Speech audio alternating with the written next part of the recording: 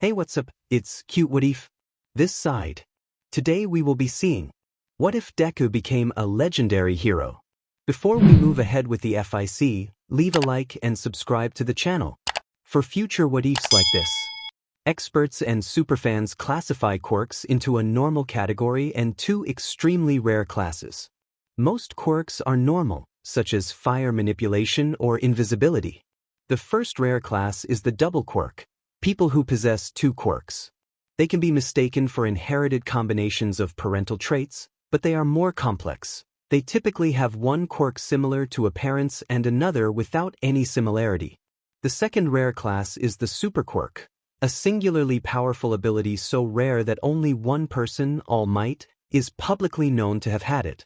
One boy was born who fell into both rare categories. Izuku Midoriya, who would become a legend surpassing All Might. His two quirks were Space and God's Eyes. Space allowed Izuku to teleport infinite distances, swap places with anything in his line of sight, cause other things to exchange positions, create portals, and send parts of non-organic objects to another dimension so they appeared erased. There were no drawbacks. The teacher described a quirk that granted him extraordinary ocular abilities, vision that reached unfathomable distances, the power to see through objects, the capacity to detect heat signatures, the skill to perceive surface thoughts and glean information about a person, the ability to gauge strength and energy levels, photographic memory to copy anything he observed, and, most importantly, telekinesis. When he used the quirk, his eyes glowed red. Prolonged use caused intense strain that left him temporarily blinded and exhausted. This is the story of his journey to the top. As the energy died down, the teacher looked through a packet of papers with surprise and said that he had noticed Bakugo's application to UA. Bakugo replied that he certainly had applied and added that Izuku had applied as well. The teacher found Izuku's form and announced that the two top students from their school were applying to UA, encouraging the class to wish them luck. The class cheered for Bakugo and Izuku, and both of them smiled in acknowledgement. Later, after school, they walked back to Bakugo's home to play video games and train to become heroes when a slime villain appeared. The villain lunged and mocked that they would make perfect targets. Izuku glared at the creature and braced himself, while Bakugo readied himself with fierce determination. The slime attacked with unpredictable, shifting movements, but the two boys moved with coordinated agility. Izuku analyzed the creature's pattern and guided their timing, and Bakugo unleashed controlled explosions and swift strikes to break the slime apart. The confrontation played out like a fast-paced anime sequence: quick dodges, energetic bursts, and decisive teamwork until the villain was neutralized and reduced to harmless residue. They caught their breath and continued on toward Bakugo's house. He stared at the slime and his eyes flashed red as he immediately understood the villain's plan and all its strengths and weaknesses. He flicked his hand and a section of the slime vanished, leaving a gap in its form. Bakugo smirked and told the villain that he had messed with the wrong meat shields. He then attacked, scattering the slime in a dramatic burst. After releasing his anger on the villain, Izuku used his telekinesis to gather the remaining slime into a bottle he had found on the ground and sealed it. All Might landed beside the two boys, announcing his arrival with a heroic landing and then realizing they had already defeated the threat. He introduced himself to them and asked where they planned to go for high school. The two answered energetically that they intended to attend UA. All Might said he would be teaching there starting next year, which left Izuku overwhelmed with excitement and Bakugo outwardly indifferent but inwardly pleased. Izuku asked All Might what his quirk was, and All Might hesitated before he could answer. A sudden, distant explosion interrupted them, and All Might hurried toward the source at his usual limited speed. Izuku and Bakugo followed him. Along the way, All Might began to appear strained. He was sweating and coughing, and he slipped away to a nearby alley to avoid being fully seen. Izuku, concerned, followed and found All Might turned away, appearing suddenly much thinner and more fragile than the heroic figure he had just met. All Might stammered that he could explain his condition. Izuku, stunned, asked if this was really All Might. Before there could be an answer, another explosion sounded close by. All Might worried aloud that Kakin had been left alone back at the scene and that people might be hurt, and he ran back toward the danger without waiting to finish the conversation. Izuku followed, driven by concern and curiosity. All Might thought to himself that Izuku must be a huge fan to have followed him even after seeing his friendlier form, and he found the situation interesting as they hurried back. Toshinori reminded himself not to get ahead of himself. He did not know that much about the boy yet. As All Might and Izuku ran back to the site of the explosions, Bakugo was watching MT Lady, Kamui Woods, and Death Arms fight several villains wearing bird masks who had attempted to rob a bank. The heroes were losing. The villains were far more powerful than they'd expected. When all three heroes were defeated, the villains tried to escape before more heroes arrived. They pushed through the crowd and collided with Bakugo. One of the villains ordered Bakugo to get out of the way. Bakugo stood his ground and began fighting them alone. The villains ganged up on Bakugo, and he quickly began to lose. Despite that, he fought on until he looked like he might pass out from exhaustion. One of the villains swore in disbelief at the child's resilience. The crowd cheered Bakugo on until they saw him falter from overusing his power. Just before he collapsed, Izuku called out Bakugo's nickname and teleported him out of the area, taking his place surrounded by the villains. Izuku immediately assessed the villains, quickly noting their weaknesses. As they charged, he mentally calculated their attacks: a left hook from behind, a roundhouse in front, flames from one side, an underground attack, and prepared to defend each one. He dodged every attack encountered, fighting until all the villains lay on the ground in pain. The civilians were stunned at his skill, then began to cheer for Izuku and Bakugo. All Might, who had been watching over Bakugo while brooding about his own failings, was completely astonished. All Might wondered if Izuku had used his quirk. For all that and how strong the boy truly was. He transformed into his muscle form and stepped into the circle of cheering civilians. All Might asked the young man his name. Izuku faked a stutter when introducing himself as Izuku Midoriya to avoid drawing a direct connection to All Might. All Might congratulated the young man and thanked him formally for saving the civilians while he had been occupied. Izuku shrugged it off and insisted that the pro-heroes and the person who had fought before him deserved credit for wearing the villains down. A news crew that had arrived earlier while Bakugo had been fighting had filmed the whole incident. A reporter asked how he felt about defeating the group of villains who had bested 3 pro-heroes. The cameraman focused in for a close-up interview. Izuku deflected the attention back to the professionals and repeated that the pro-heroes, and the person who had fought before him, should be credited because they had worn the villains down. The reporters, civilians, and especially All Might were surprised and impressed by his modesty. All Might wondered whether this boy could really be his successor and decided to keep watching a bit longer to be sure. After Izuku escaped the crowd that had so many questions, he went straight to Bakugo to check that he was all right and saw that Bakugo was being interviewed as well. Izuku smiled to himself at the sight. He had feared Bakugo would be ignored. When there was a pause in the interviews, Izuku told Bakugo that he would head home first. There were many interviews because other news stations had arrived and the police were there to investigate, which Izuku did not want to get involved with. As he walked away from the crowd, Izuku noticed more people arriving to see what had happened and sighed, thinking that Kaken would have a hard time. Then he remembered something he had to do. He muttered a curse, checked his watch, saw it was 6:30 p.m., and ran in the opposite direction without noticing that All Might, weakened, was following him. When Izuku finally stopped running, he was at the hospital. He took a deep breath and walked inside. All Might noticed the strange urgency and followed him to a room at the far edge of the hospital where spare beds were kept. All Might stayed outside the room because he would have been noticed if he entered. From his place just outside the door, he listened as Izuku spoke to the empty bed. Izuku greeted his mother, but there was no answer. He told her that he knew she could not hear him, but he wanted her to know he was doing well. He admitted that it had been difficult without her, and that Kaken and Aunt Mitsuki had been taking good care of him since the accident. All Might realized from this that Izuku's mother had been in an accident and that Izuku was staying with Bakugo's family for the time being. He was surprised that Bakugo's family had become Izuku's caretakers and felt worried for the boy's well-being. Then Izuku's voice trembled and he began to cry quietly. Izuku explained that, although his mother would not have approved, he had been searching for the man who had hurt her while she was trying to protect him. He had learned that the man had been defeated by a hero despite the hero being gravely wounded, and that the man had survived the encounter. All Might recognized the events Izuku described. He realized that Izuku was referring to his own battle with All for One 5 years earlier and began to remember details about that day. During the battle, All Might had done everything he could to keep the fight away from crowded parts of the city, steering the clash into a quieter suburban area where he could protect civilians while fighting. At one point, All Might had forced All for One into a nearby soccer field, but All for One had unleashed a powerful gust that sent All Might tumbling.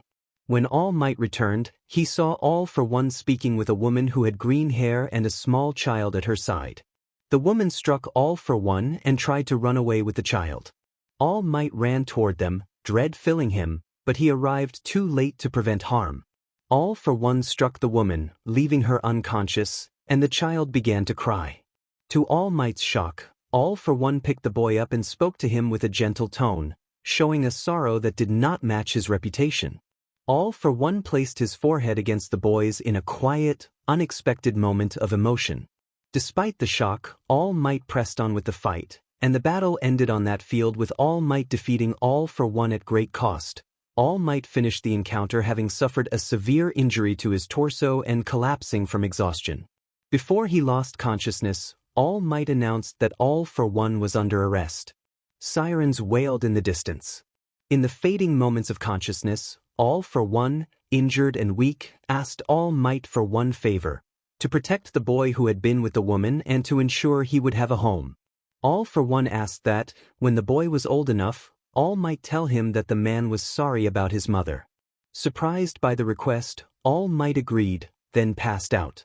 Afterward, All Might saw to it that the mother received the best medical attention possible and that the boy found a home. He checked on the child from time to time, quietly making sure he was safe. All Might could not fully explain why he kept returning to the boy, only that something in the villain's plea and the boy's presence had touched him and hinted at the boy's future significance.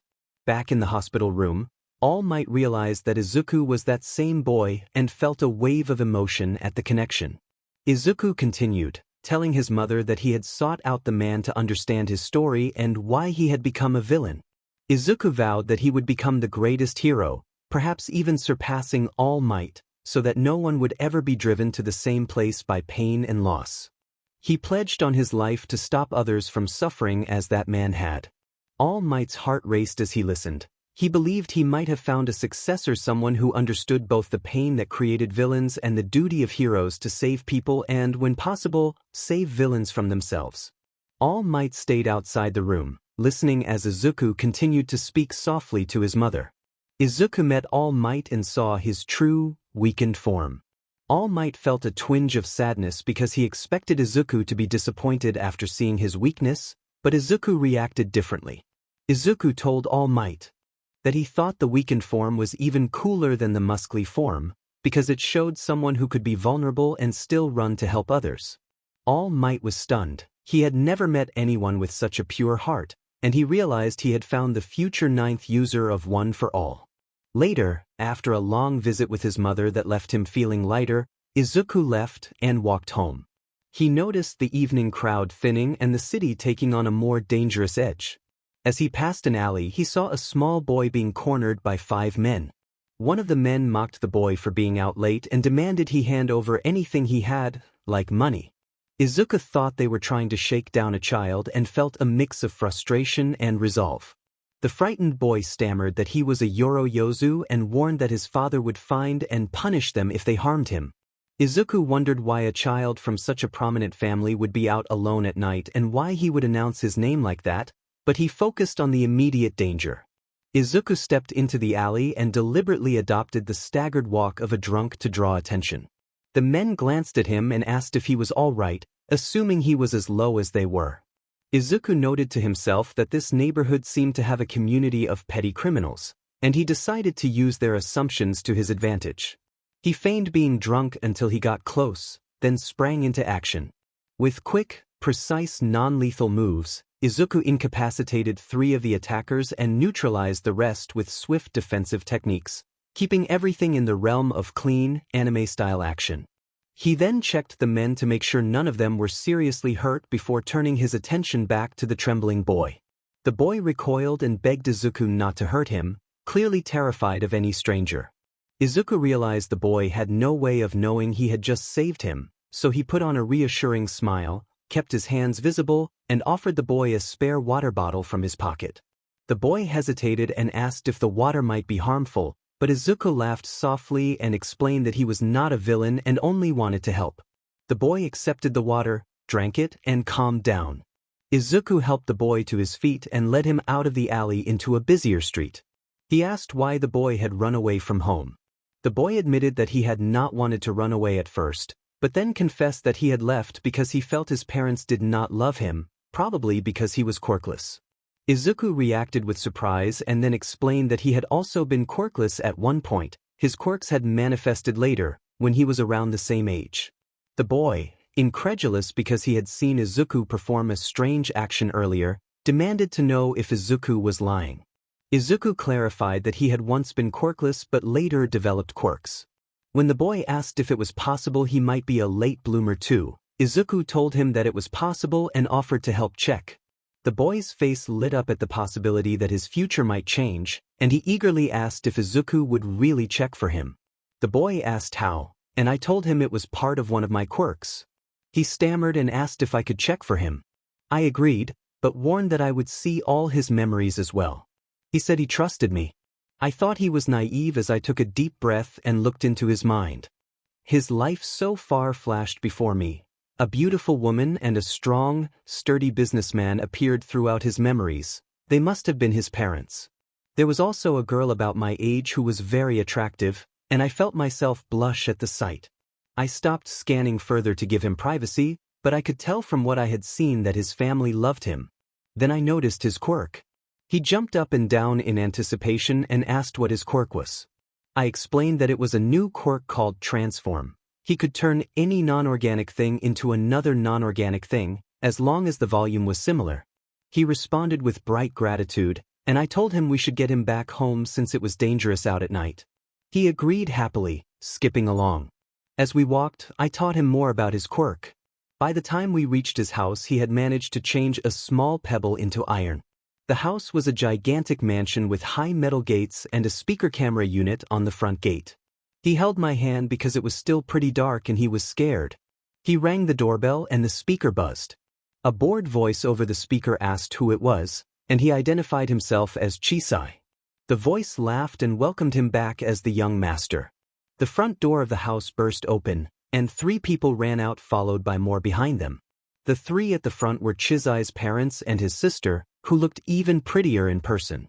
The gate slid open and his family rushed forward to hug him while the others hung back, studying me discreetly. Chisai's mother cried out that they had been so worried and told him not to run away again. His father, tearful, said how frightened they had been that they might have lost him. His sister lightly slapped him on the head and hugged him, warning him not to run away again with a relieved smile. Then Chisai started crying. His sister asked, worried if she had hit him too hard. He explained that he had thought they didn't love him and apologized for being distant, confessing that he had been worried about being quirkless. The family exchanged looks and then smiled through tears. Their mother hugged him and said they had known how he had been feeling and wanted him to learn to cope, but they would always love him because he was family. Chisai straightened and announced that he was not quirkless after all. The family looked surprised and asked him to show them. He picked up a pebble, concentrated, and turned it into a pebble of iron. They were shocked and he beamed with pride. His sister and parents asked how he had discovered his quirk, and Chisai pointed at me and said it was because of a friend he had met outside. I had been awkwardly standing at the edge of everything, happy for Chisai and his family, and I was surprised when all eyes turned toward me. Chisai's parents approached cautiously and asked who I was. I explained that I had been walking back from the hospital after checking on my mother when I had found Chisai cornered, and I described what had happened. Chisai added dramatic embellishments about me knocking their attackers out with one punch to make the story more exciting. His parents seemed reassured and thanked me repeatedly for protecting their son. I said it had been no problem. I also noticed Chisai's sister was blushing. After a long round of questions, it was time for Chisai to go to sleep. I admitted that I was a little tired after the fight with the slime monster and the strange bird mask villains. I yawned, and the family immediately insisted on repaying me by letting me stay the night, but I politely declined, saying I could get home just fine. I exchanged goodbyes with them, got their contact numbers, and teleported back to Bakugo's house. When I walked in, I was met with a punch from Bakugo and an angry scolding from his mother, who had been very worried. Bakugo was upset that we had missed training together. I apologized repeatedly and then went to my room to sleep. The next morning there was no time to dwell on Chisai or his family because the UA entrance exams were only 10 months away. The next day I and Kaken began our training in earnest. We found a secluded forest and used it for several one-on-one battles. We were evenly matched. Kaken knew many of my moves and I knew his. We also hit the gym every day to increase our strength, but most of the training was focused on fighting. 1 month into the training, Bakugo received a letter from America. The letter said that a hero recruitment agency had noticed him and saw potential, and were offering a 9-month training workshop in California. At first Bakugo did not want to accept, because the two of them would be separated for the longest time since they had started living together. Although I knew I would miss him, I helped convince him, with Mitsuki's support, that this was a once-in-a-lifetime opportunity he would regret giving up. Bakugo eventually accepted and left Japan the following week. I knew I had to increase my training to keep up with him, since people who trained in America often returned much stronger. I was at a nearby cafe taking a break and wondering how to become stronger without falling behind Bakugo. There were countless ways, but I needed the most efficient and safe path. That was when I heard a voice. All Might, in his thin form, called out from the street beside the cafe. I ran over to him. I greeted him awkwardly and asked what had brought him there. It was rare to see the #1 hero unless you knew him personally. All Might asked to go to a more secluded place to talk, and I agreed. We walked to a neglected stretch of beach littered with trash, and All Might began to speak. He complimented my earlier rescue, then noted that I had called him sensei and asked why I had done so. I explained that it was the first thing I could think of that would not attract attention, and apologized if I had offended him. All Might reassured me that he was not offended and said that my choice of words was exactly what he had wanted to ask about. He then told me the backstory of his quirk, One for All. I listened intently and realized I might be among the few who knew the truth about him. All Might told me he was weakening and that he wanted to give me his quirk. I was stunned. He explained that when quirks first appeared, a man had the ability to steal other people's quirks and had become a villain. That villain had created One for All during his rise. When I asked if the villain he fought 5 years ago had been that man, All Might confirmed it. All Might grew somber and admitted something he had been carrying. During the battle when my mother had been injured, he could have prevented it but had frozen. He said he had failed me and apologized for his incompetence. He stared at his feet as he spoke. He expected anger from me, but instead I found myself admiring him for the honesty. I told him I was not angry. I had admired that he had saved many others, and there was no reason for him to apologize. All Might was surprised and relieved that I forgave him so easily. Then I told him that I accepted One for All and would train to use that power to end villainy. In response, All Might shifted into his hero form and expressed his approval. He offered me a strand of his hair and explained that consuming it would transfer One for All to me. I looked shocked and asked what he meant. All Might instructed me to eat it, and I accepted with hesitation. I swallowed the strand, grimacing. When All Might asked if I felt the power coursing through my veins, I replied that I did not. He explained that my body was not yet conditioned to handle One for All. I protested that I trained every day, and All Might pointed out that my training had been mostly battle training. He said I needed strength training with a clear, demanding goal, something that would push me beyond my limits. I decided then to clean that part of the beach, intending to pile the trash until the entire coastline was clean. I vowed to complete the task before the UA entrance exams, determined to build my strength without relying on a quirk. All Might thought the plan unrealistic but agreed to let me try, because what mattered most was that my strength increased. He did not know then how much I would push myself over the next 9 months. 3 months later, I had been cleaning the coastline as hard as I could since All Might had entrusted me with one for all. By then I had completed half of the work, much to All Might's surprise. One day All Might couldn't watch me train, so I was on my own. It grew hot, and I removed my shirt to study the changes in my body. Before I started training under All Might I had been fit, but now the effort was paying off. My abs were toned and my muscles more defined. It caught people's attention sometimes when I wore tight clothing, but it wasn't something I dwelled on. While lifting a fridge onto my back I noticed someone watching from a sidewalk a little ways off. From the silhouette I could tell it was a girl, but I focused on training. After I finished for the day, hungry and ready to eat, I grabbed my shirt and water bottle and walked back to the sidewalk. It wasn't empty. A couple with their young child stood laughing and talking nearby. I planned to jog to a fast food place for dinner and then practice strengthening my eye quirk, which allowed me to levitate but only briefly before my eyes would begin to strain. As I walked I suddenly saw the person who had been watching me coming from the other direction, jogging. She didn't seem to notice me and stopped at the railing overlooking the beach.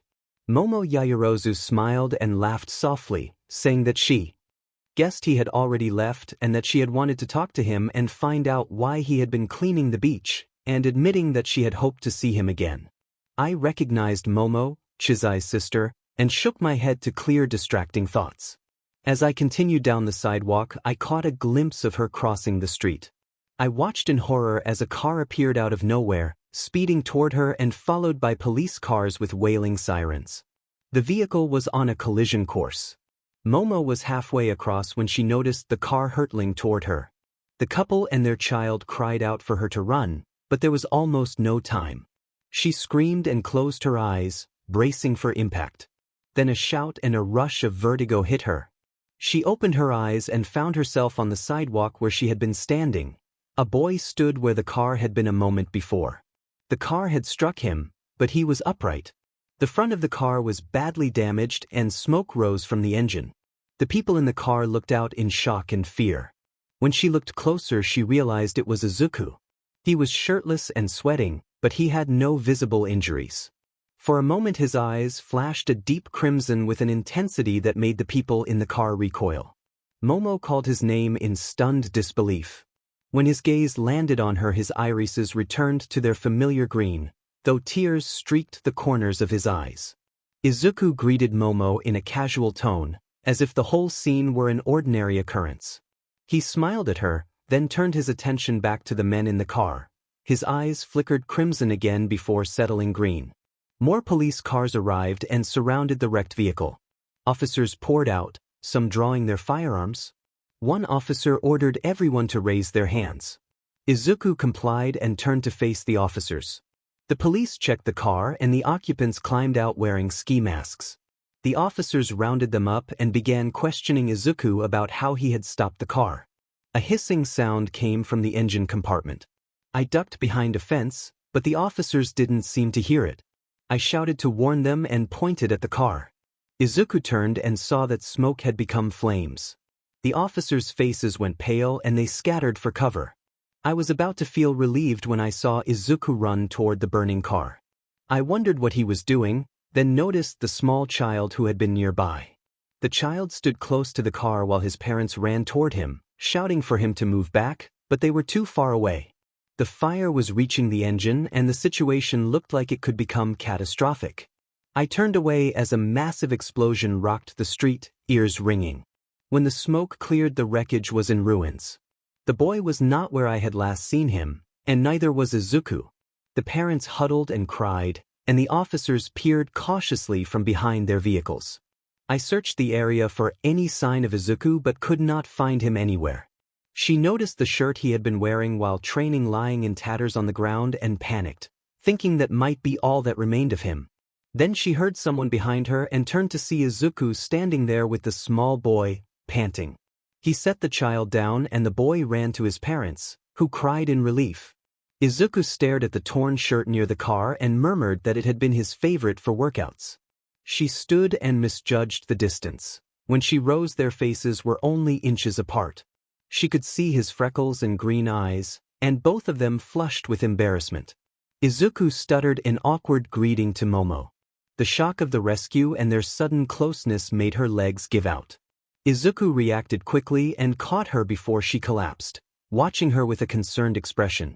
He checked her forehead and asked if she had a fever. At that, she fainted completely in his arms. When Momo fainted, Izuku caught her instinctively. He observed how peaceful she looked and, realizing he should not stare, he smiled at her steady breathing and tried to wake her. When she did not respond, he worried about leaving her there. He considered taking her home but feared her parents might misinterpret the situation. With Bakugo's parents away for weeks, he decided his home was the safest place to wait until she woke. He put on his spare shirt, picked Momo up, and began walking toward his home.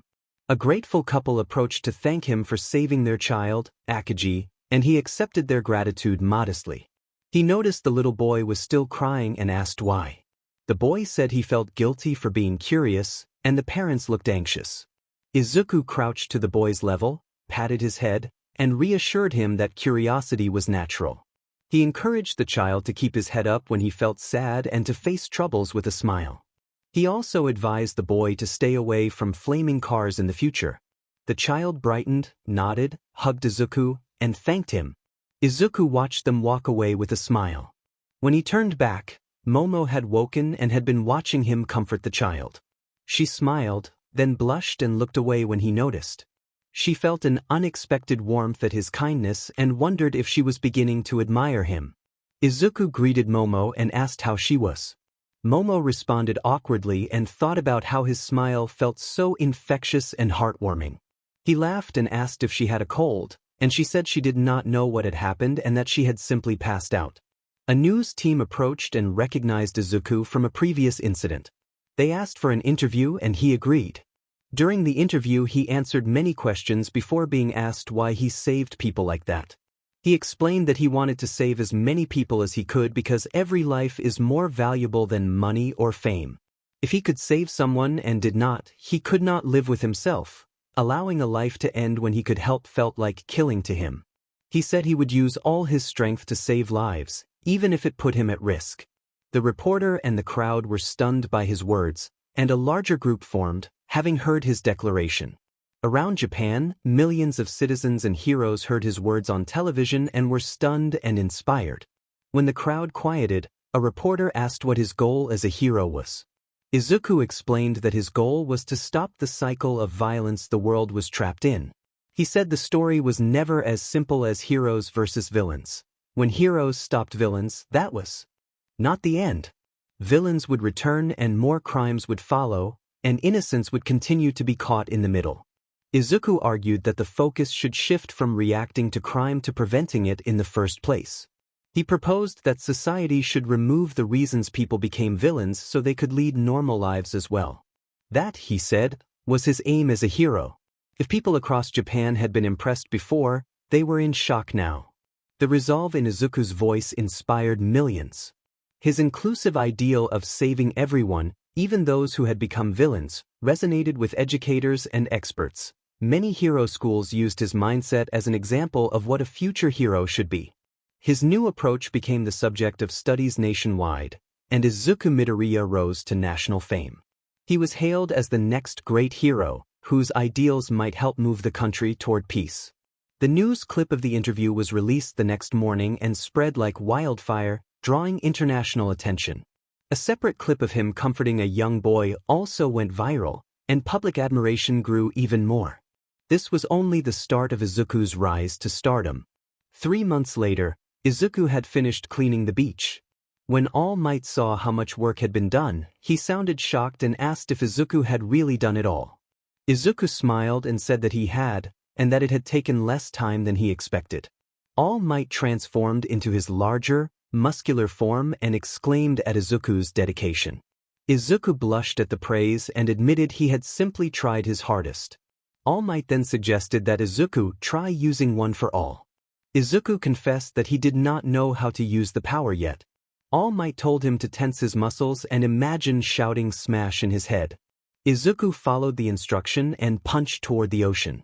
The wind pressure from the blow split the water and sent a powerful wave outward, but his arm could not withstand the effort and he immediately felt it injured. All Might praised the attempt and recommended they get medical attention for the arm. Izuku nodded through the pain, and All Might carried him as they leaped to you. All Might ran inside and returned with an elderly woman who moved slowly but firmly.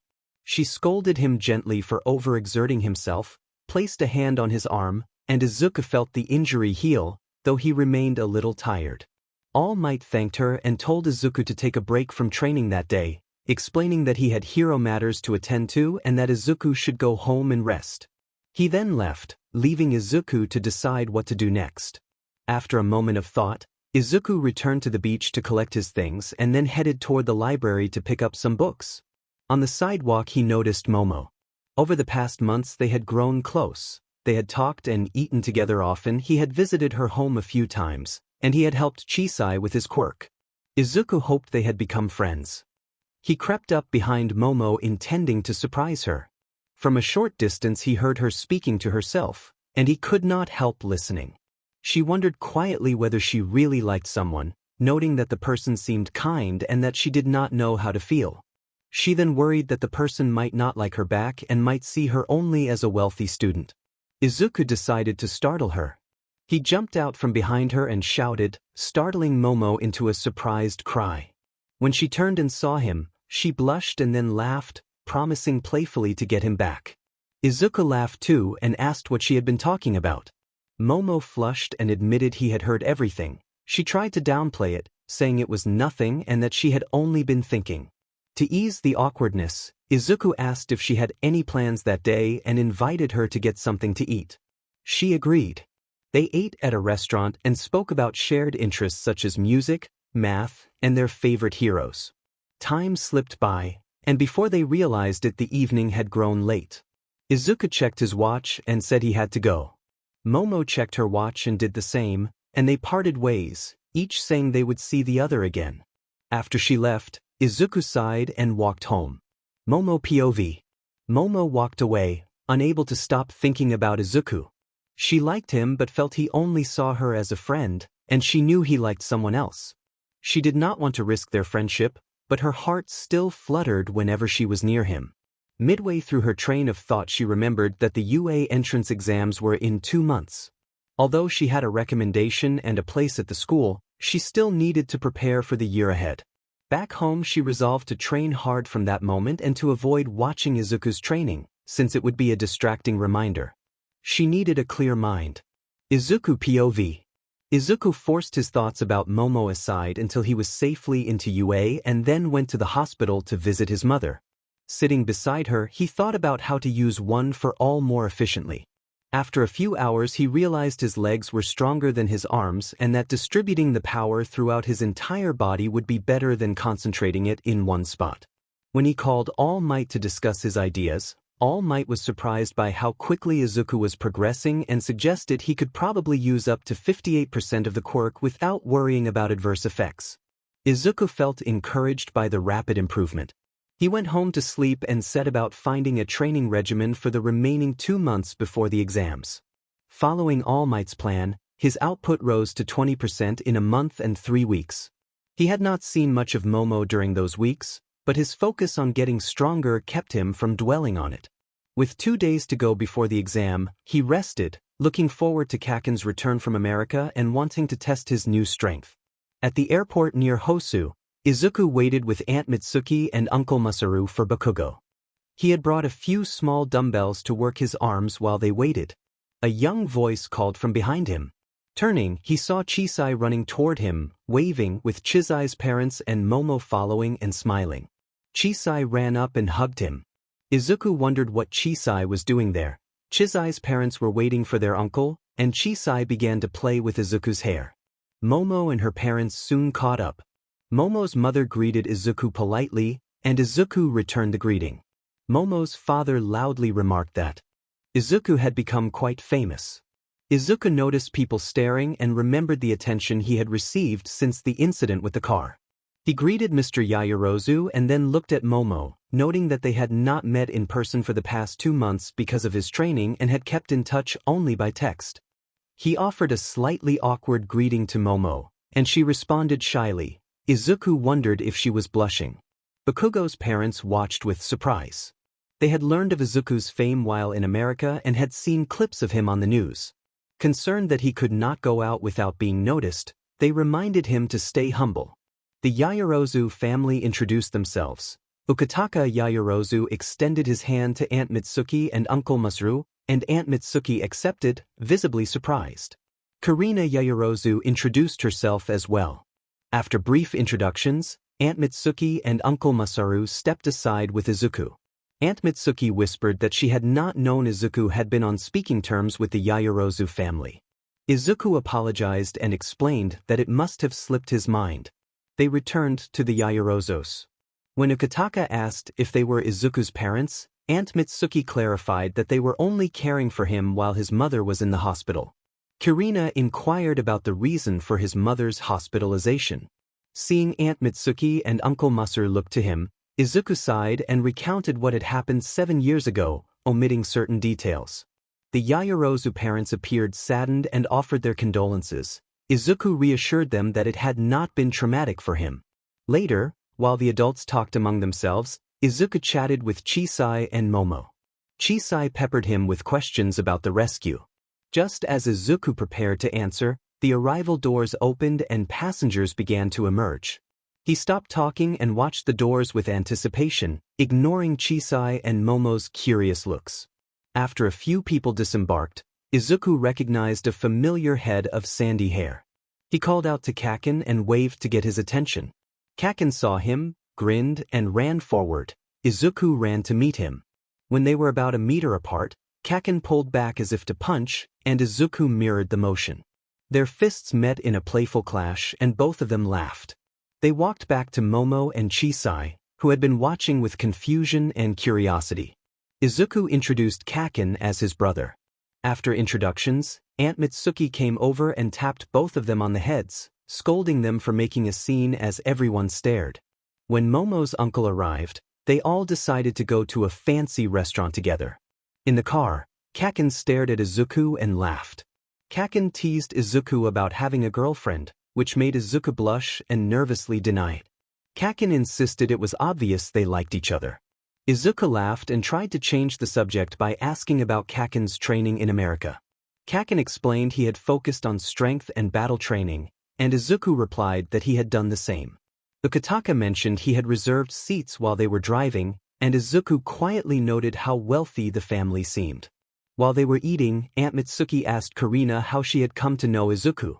Karina explained that Izuku had saved their son once and had later saved their daughter as well. Meanwhile, Izuku, Kaken, Momo, and Chisai were talking, until Kaken turned to Chisai and left Izuku and Momo out of the conversation. Kaken told them to talk among themselves, clearly trying to push them together. Momo flushed and reacted sharply, and Izuku sighed and reassured her that Kaken was just joking around. After the meal they went their separate ways. Izuku went home and went to sleep, needing rest for the UA entrance exams the next day. The next morning Izuku stood in front of the giant school, thrilled. UA was his dream school. As they walked in, people stared at Izuku and Kaken. Kaken complained angrily about the attention, clearly uncomfortable with being watched. Izuku sighed and entered the building for the exams, feeling the drawbacks of recent fame and regretting a public speech he had given. After the written exams, Izuku and Kaken sat side by side in the large auditorium. Present Mike stepped onto the stage and explained the practical exam format. 4 levels of robots awarded 1, 2, or 3 points, and a 4th type worth 0 points that offered no merit if destroyed. A few rows ahead of them, a student stood and challenged the count with pointed concern, then apologized when Present Mike clarified the rules. They were each given cards assigning a city. Izuku's card sent him to City A and Kaken's to City B. Kaken told Izuku he would see him later and warned him not to mess up, and Izuku returned the sentiment. When the practical exam began, a buzzer sounded unexpectedly. Izuku had already teleported into the fake city and targeted a cluster of 3-point robots. Using his space quirk, he disabled their head modules, causing them to stop functioning in a swift, non-graphic way. He teleported through the city, racking up points. Nearing 100 points, he paused to watch the others fight, mindful not to monopolize the robots. Just as it seemed the exam was ending and the remaining robots were defeated, The ground rumbled. A dozen gigantic, zero-point robots advanced toward them. The students panicked. Izuku activated his vision quirk to scan for anyone unable to flee. He found 10 people who could not move, 9 were being assisted and were away from immediate danger, but the 10th was only a few meters from one of the huge robots and was about to be crushed. Izuku ran without hesitation. He teleported to the girl's side just in time, lifted her in a rescue carry, and used telekinesis to clear the rubble trapping her. His eyes began to strain from the effort, so he stopped the telekinesis to avoid further harm. Carrying the girl, he teleported back to the group and set her down, then scanned again and found no one else in immediate peril. Present Mike announced a plot twist. The exam would not be over until every zero-pointer had been defeated. The other students dropped what they were doing and rushed toward the giant robots, some hurriedly abandoning the injured in their eagerness to fight. Izuku, however, stayed behind to help the wounded. I lined the deactivated robots up and crouched to take a breather. I took eye drops from my pocket and applied them to my eyes to counteract the dryness. As I watched, everyone teamed up on one robot and managed to defeat it, but after that they all looked too exhausted to continue and collapsed from fatigue. I thought that was anticlimactic and wondered if they were really that weak or if I was just used to stronger people. I stood, stretched, and said that I wanted to go home. I teleported into the air in front of the remaining robots and, with one precise motion, disabled nearly half of them, causing them to crash. I decided it was good training for one for all and used 30% power in my legs to take out the rest. After defeating them, I teleported back to where everyone was and suddenly collapsed. I cursed to myself that I had overdone it on my legs. After regaining some energy with the help of others, I stared at the camera where Present Mike and the rest of the teachers were watching and asked on camera if I could go home because I felt sleepy. Present Mike answered from a nearby loudspeaker that it was fine. I began to walk away when the man with glasses who had interrupted Present Mike spoke up, adjusted his glasses, and asked for my name. I answered that my name was Izuku Midoriya and yawned a little. People gasped as they realized I was the guy on TV, and I smiled at the attention. I thought being famous had its upsides. The next day, Kaken and I received a letter from UA after dinner. When we opened it, a hologram of All Might appeared. The hologram explained that since we lived together it was a double message and that both of us had passed our tests with flying colors. All Might's message said that Kaken had set a record for villain points with 300, but hero points were also awarded based on how much each person had saved others. Kaken had received none of the hero points, while I had set a record with 210 hero points. Those hero points added to my villain points gave me the highest overall score of 310, placing me first and Kaken second. All Might congratulated us and welcomed us to UA. Kaken and I looked at each other and burst out laughing until Aunt Mitsuki had to yell at us to quiet down. Kaken gave me a fist bump, and I accepted it, feeling the reality of being accepted into my dream school sink in. When we told Aunt Mitsuki the news, she laughed with pride and hugged us, then immediately told us to do the dishes before she made us do something else. Kaken and I scrambled and finished the dishes in record time to avoid making her angry. The next day, Kaken and I walked to school together. We reached UA without being stopped to talk about what I had said in public. There were a lot of mixed opinions, but most people supported the idea. At the entrance, All Might appeared and asked me to come talk for a moment. Kaken told me to go and that he would see me in class before heading toward our classroom. All Might congratulated me in person, saying he had seen how I took out so many of the robots with one for all and how proud he was. He also mentioned that the teachers had praised my calm problem solving and wished me luck on my first day, then turned to sign autographs for fans who had gathered. I headed to my class but got lost multiple times and accidentally walked into a classroom marked 3A after only noticing the older students turned to stare. A blonde-haired student with a very cartoon-like face asked if I was lost and introduced himself as Mirio Togata, then asked which class I was trying to reach. I told him I was looking for class 1A. Mirio smiled and asked if I was in the hero class too, then turned to someone with dark hair who was slumped over a desk and asked for help. The dark-haired student, Amajiki, groaned that he didn't know and pleaded not to be made to talk to strangers. A pretty girl with long sky-blue hair, Nijire, suddenly perked up and said she knew where it was, asking if she could tell me. Mirio agreed. Nijire excitedly began giving a complicated set of directions, bouncing with energy, until Mirio suggested she just show me instead. She happily agreed and led me out of the classroom. I followed her downstairs and through a series of hallways until we arrived at Class 1. Nijire announced that this was Class 1A and waved as she turned to head back. I watched her go and wondered how she had known my name, since I hadn't told anyone. I suspected it might be part of her quirk. I took a deep breath and began to open the door when a girl's voice behind me stammered that it was Izuku. I turned to find the source of the voice, expecting Kaken to be trolling me, but the person I saw was not who I expected. Meanwhile, in Class 3, Mirio asked Nijire how the visitor had been. Nijire skipped back into the classroom and said that he had been polite but seemed nervous. Mirio then asked whether Nijire thought the newcomer was as strong as Sir had claimed. Nijire replied that the student had a real presence of power and might live up to the hype. Mirio said he would watch the student's progress and mentioned that Sir had asked him to keep an eye on him, then asked for Amajiki's opinion. Amajiki, staring at them, said he felt something special about the student and believed he would be a great hero. Nijire remarked that the newcomer had left quite an impression and then excitedly announced that All Might was going to teach at the school. Back with Izuku, I expressed surprise at seeing Momo and asked what she was doing here. Momo said she should ask the same and noted that I had not told her I was going to UA. I admitted it had slipped my mind, and Momo said she had gotten in through recommendation, smiling.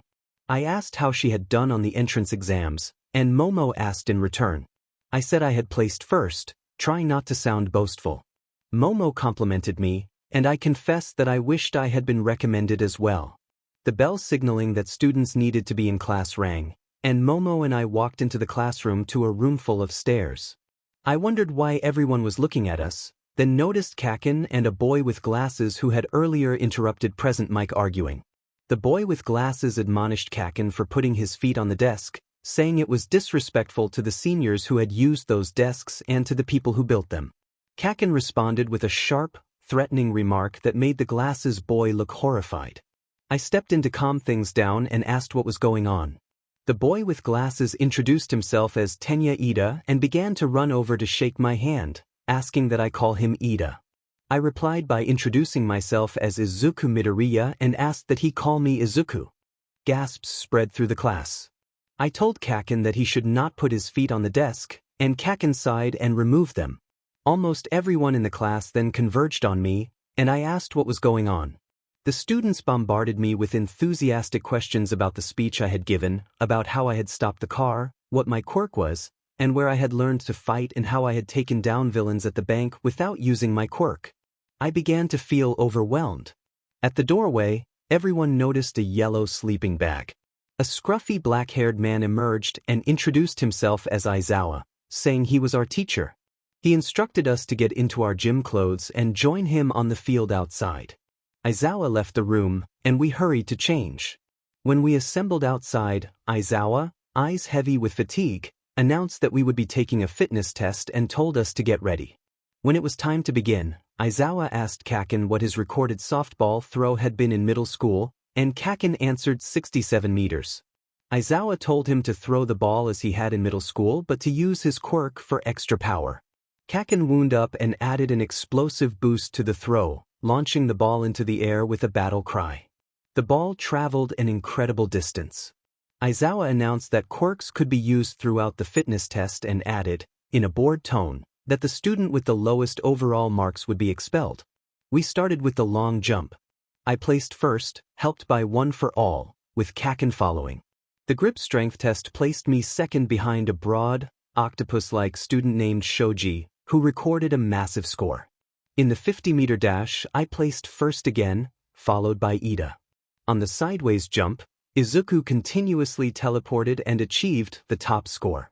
Finally they reached the final test, the pitch. Katsuki Bakugo earned an even higher score of 2,200 meters, likely because his hands were sweaty from all the exercises. When it was Izuku's turn, he tried something new. Instead of using one for all, he created a portal to the other side of the planet and dropped the ball through it, earning the second top score with 40,000 kilometers. Achiko Uraraka, a brown-haired girl with a gravity quirk, took first with an infinite result. Aizawa looked approving and even allowed himself a small smile.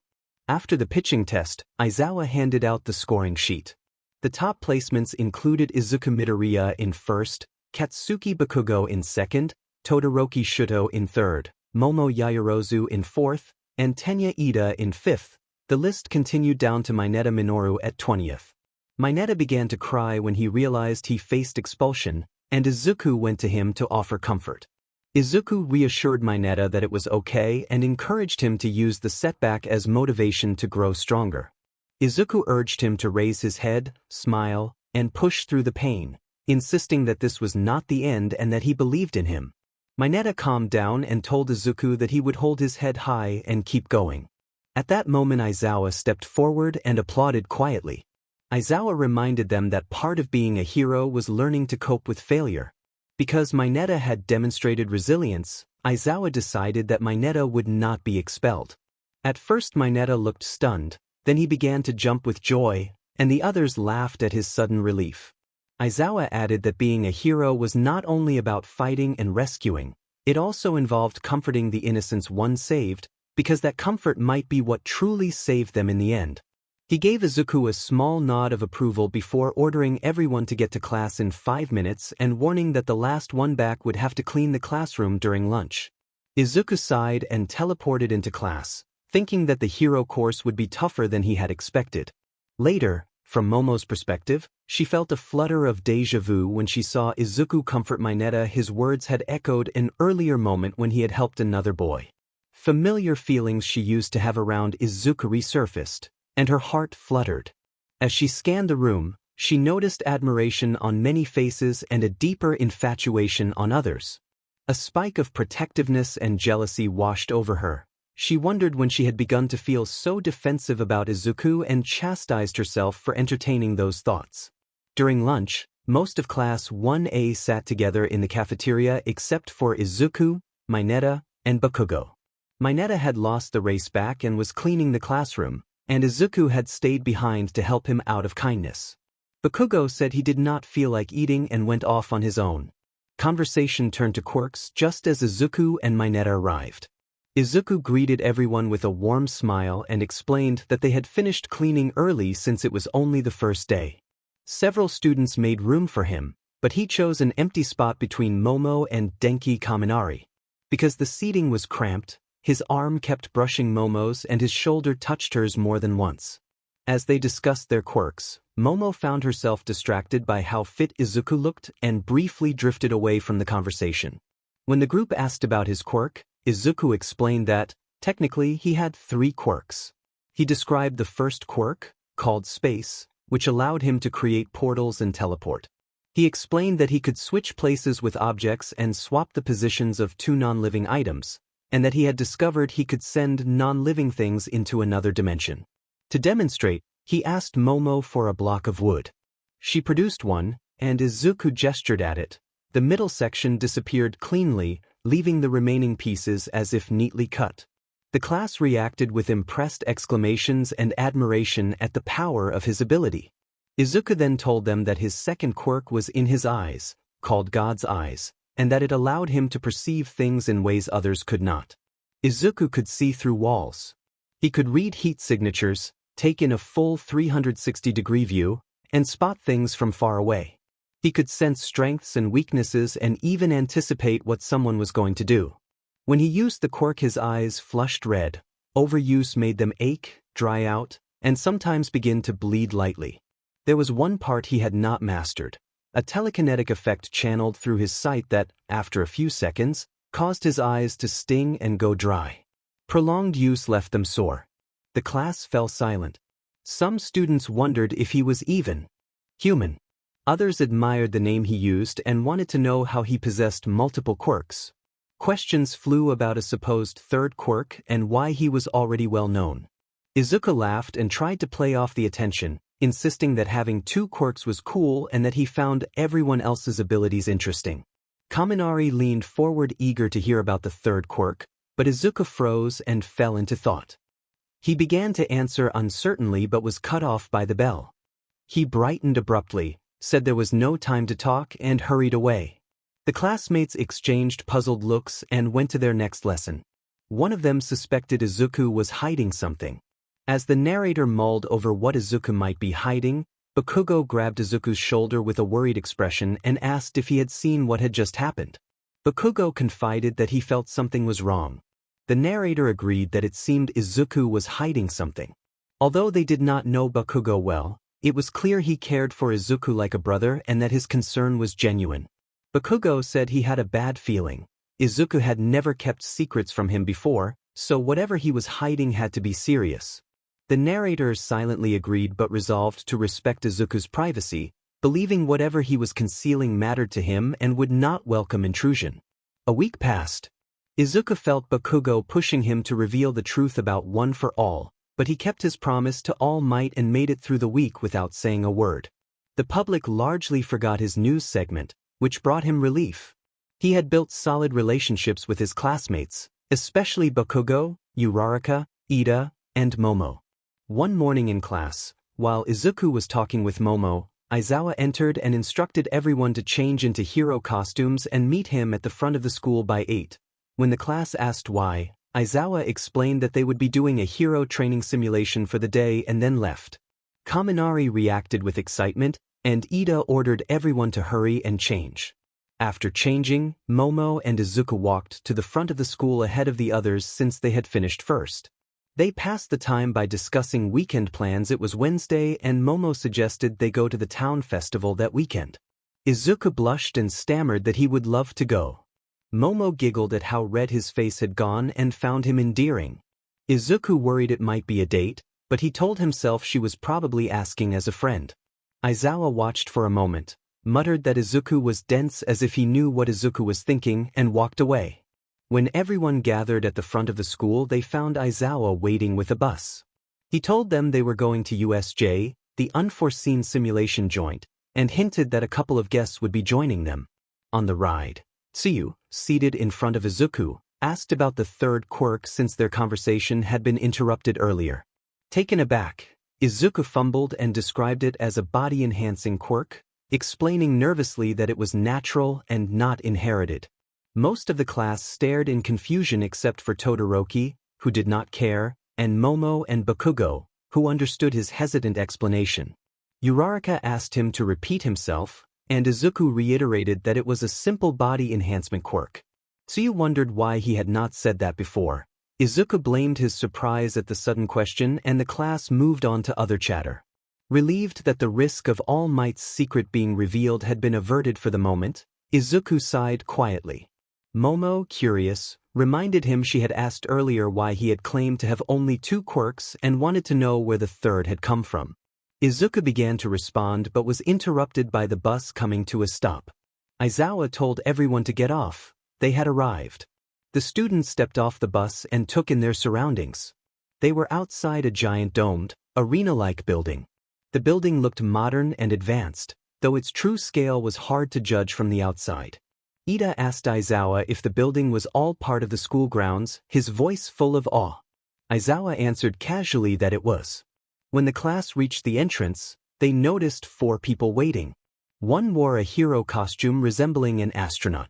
Another wore a mostly white, All Might-inspired costume with slicked-back blonde hair and a cartoonish face. The third had long blue hair that curled into spiral shapes where horns might be and wore a skin-tight white and blue costume with green accents.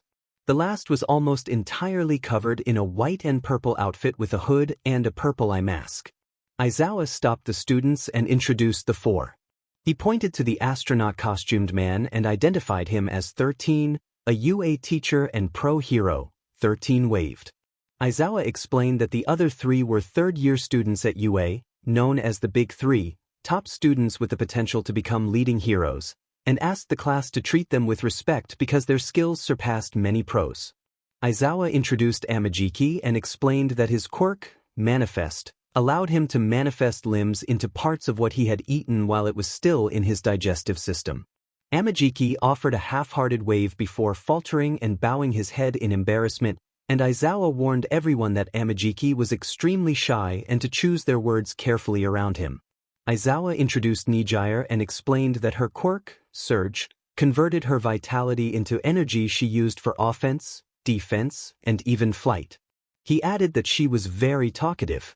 True to form, Nijire immediately bounded among the students and peppered them with rapid-fire questions. She asked Shoji about his mask, Todoroki about his burns, then darted on to ask about hair and quirk limits, her curiosity relentless.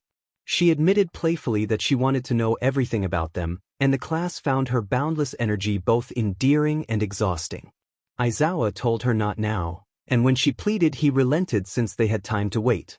Nijire approached Izuku and held his gaze. His sudden blush made her curiosity intensify. She asked about his quirk and his strength and teased about the rumor connecting him to All Might. Izuku was flustered and bewildered by the suggestion. Nijire laughed and said she had been joking. She and the others had done some light research, which prompted Mirio to scold her for teasing. The other students wondered why the big three would have researched Izuku. Izuku, for his part, had not yet remembered meeting the three earlier in the year. A bus arrived and Class 1B stepped out with their teacher, Vlad King. After introductions and some conversation between the classes, Vlad King addressed both groups and explained that he and Aizawa wanted the classes to work together in future exercises to build relationships rather than prejudices. Aizawa informed the students that All Might had been expected to supervise but was running behind schedule and that 13 would take over. 13 opened the door to the training facility, and the two classes followed. Gasps spread as they took in the simulated disasters and varied terrain inside. Flood zones, landslides, fires, mountains, a storm area, and a ruined city, all connected by a central plaza. As 13 explained the simulation, a black portal began opening in the center of the plaza, and figures resembling villains stepped through. Kirishima excitedly assumed they were mock villains for training, but the scene quickly felt serious. The students looked to the pro-heroes and the big three for direction. Aizawa, Vlad King, and the big three moved to the front of the stairs and readied themselves. Aizawa put on yellow goggles, Amajiki pulled his hood up, and Vlad King flexed his knuckles.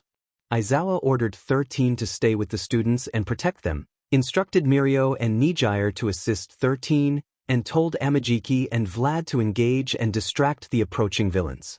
Then Aizawa, followed closely by Amajiki and Vlad King, leaped down the stairs and sprang into action in a swift, anime-style confrontation.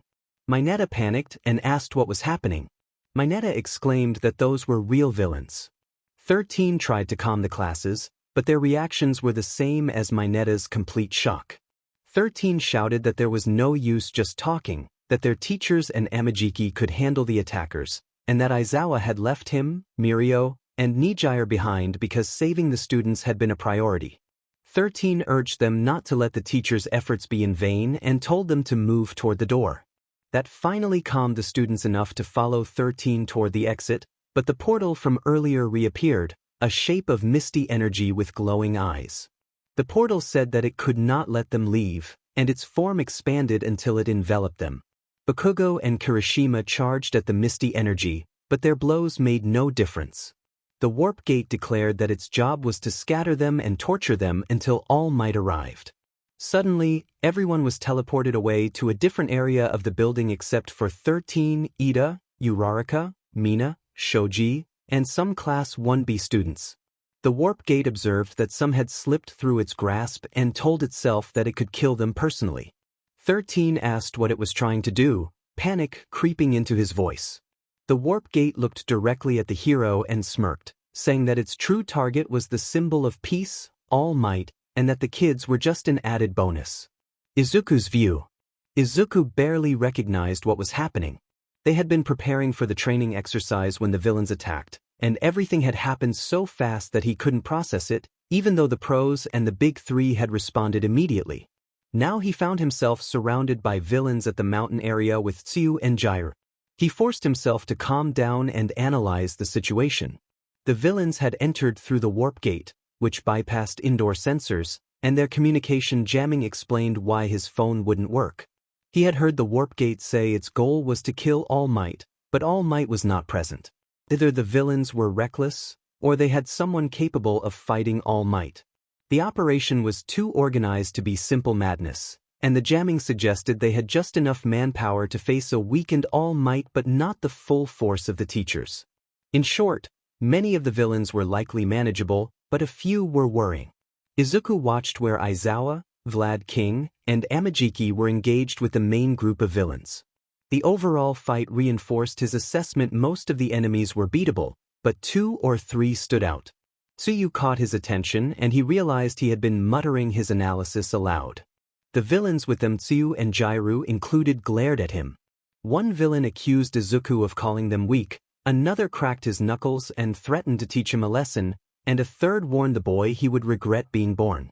Izuku tried to negotiate, but the villains attacked. Minutes later, Izuku wiped a bead of sweat from his forehead and observed that Mirio and Nijire had joined the fight in the central plaza and were handling the villains effectively. He told Tsuyu and Jairu that their immediate goal was to reach the main entrance and decide their next move from there, and the 3 ran toward it. They had to cut through the city ruins area to get there, and along the way they met Bakugo and Kirishima, who joined them. As they reached the entrance, Izuku felt a chill. He spun to look at the central plaza and his blood ran cold. Aizawa, Vlad King, and the big 3 were on the ground, badly injured. Aizawa lay motionless and gravely hurt, Vlad King held his arm and grimaced, Mirio was clutching his side in pain, and Amajiki lay unconscious in a shallow crater, clearly badly hurt. Nijire had been captured by a massive, muscled villain with a beak and she was in immediate danger. Kirishima's expression changed as he realized the severity of the situation. The villain had raised a fist to strike Nijire, and Izuku believed she would not survive the blow. He felt himself freeze, torn between the urge to rush to help and the need to warn the teachers. His hands trembled with indecision. The villain swung, but the attack was stopped by a sword that struck the attacker. Kirishima shouted in surprise, and Izuku's quirk revealed Momo just behind the villain, the sword in her hands. Izuku reacted with astonishment at her appearance. Kakin yelled harshly, demanding to know what was happening. Kirishima relayed that Momo had stopped the villain and celebrated that a sword strike should have been enough to end the threat. Izuku, however, realized that the villain was not down and that the situation was far from secure. His thought trailed off as the scene remained tense and unresolved. Izuku whispered a question about whether the creature was regenerating. He watched as Momo dropped the sword in horror and tried to run. The villain was about to strike her, when a sudden, terrifying image flashed through his mind, Momo being struck and collapsing. Time seemed to slow and panic tightened around him. Izuku refused to let her die. He remembered his promise to the world, that if he had the power to save someone, he would use it even at great cost. Smiling at the irony of it, he teleported directly in front of the monster at the last possible second. Using one for all at 35%, painful but manageable for short bursts, Izuku pulled Momo away from the incoming blow and avoided the strike, feeling the wind pressure graze the back of his head. He set Momo down and asked with concern if she was okay. Momo, blushing, replied that she was fine and had been scared for a moment. Izuku gave a reassuring pat to her head, a simple gesture meant to calm them both. He apologized, embarrassed by his own awkwardness. Momo accepted the apology without meeting his eyes, then warned him to watch out. Realizing he had forgotten about the other villains, Izuku grabbed Momo and slipped into the trees out of sight. He opened a portal and explained that it led to the main entrance and that she should meet Bakugo and the others there for safety. Momo asked if he was coming too. Izuku said that he needed to save Aizawa and the remaining people his priority now and urged her to go. The monster's footsteps grew louder. With little time left, Izuku urged Momo through the portal. The creature appeared suddenly and struck him, sending him flying back into the central plaza and badly injuring his arm.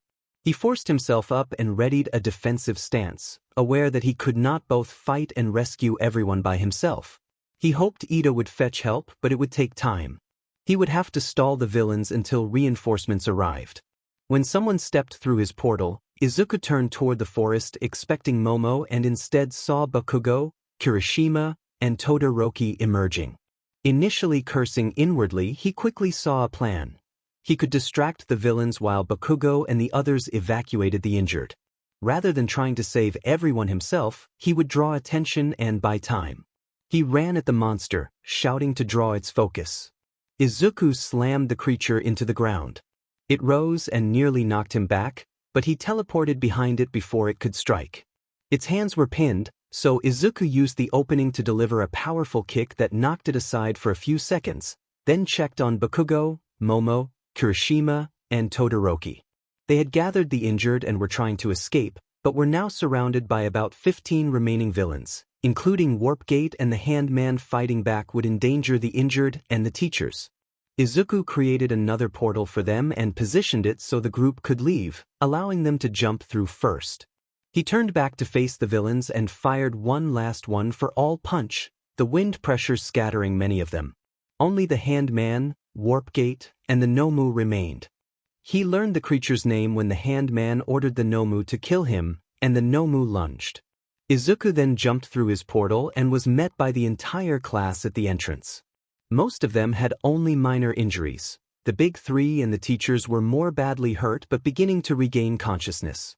Looking back toward the central plaza, Izuku saw the Nomu charging at the class while the Warp Gate vanished. Expecting the Warp Gate to try to teleport away again, he anticipated its tactic and intercepted it.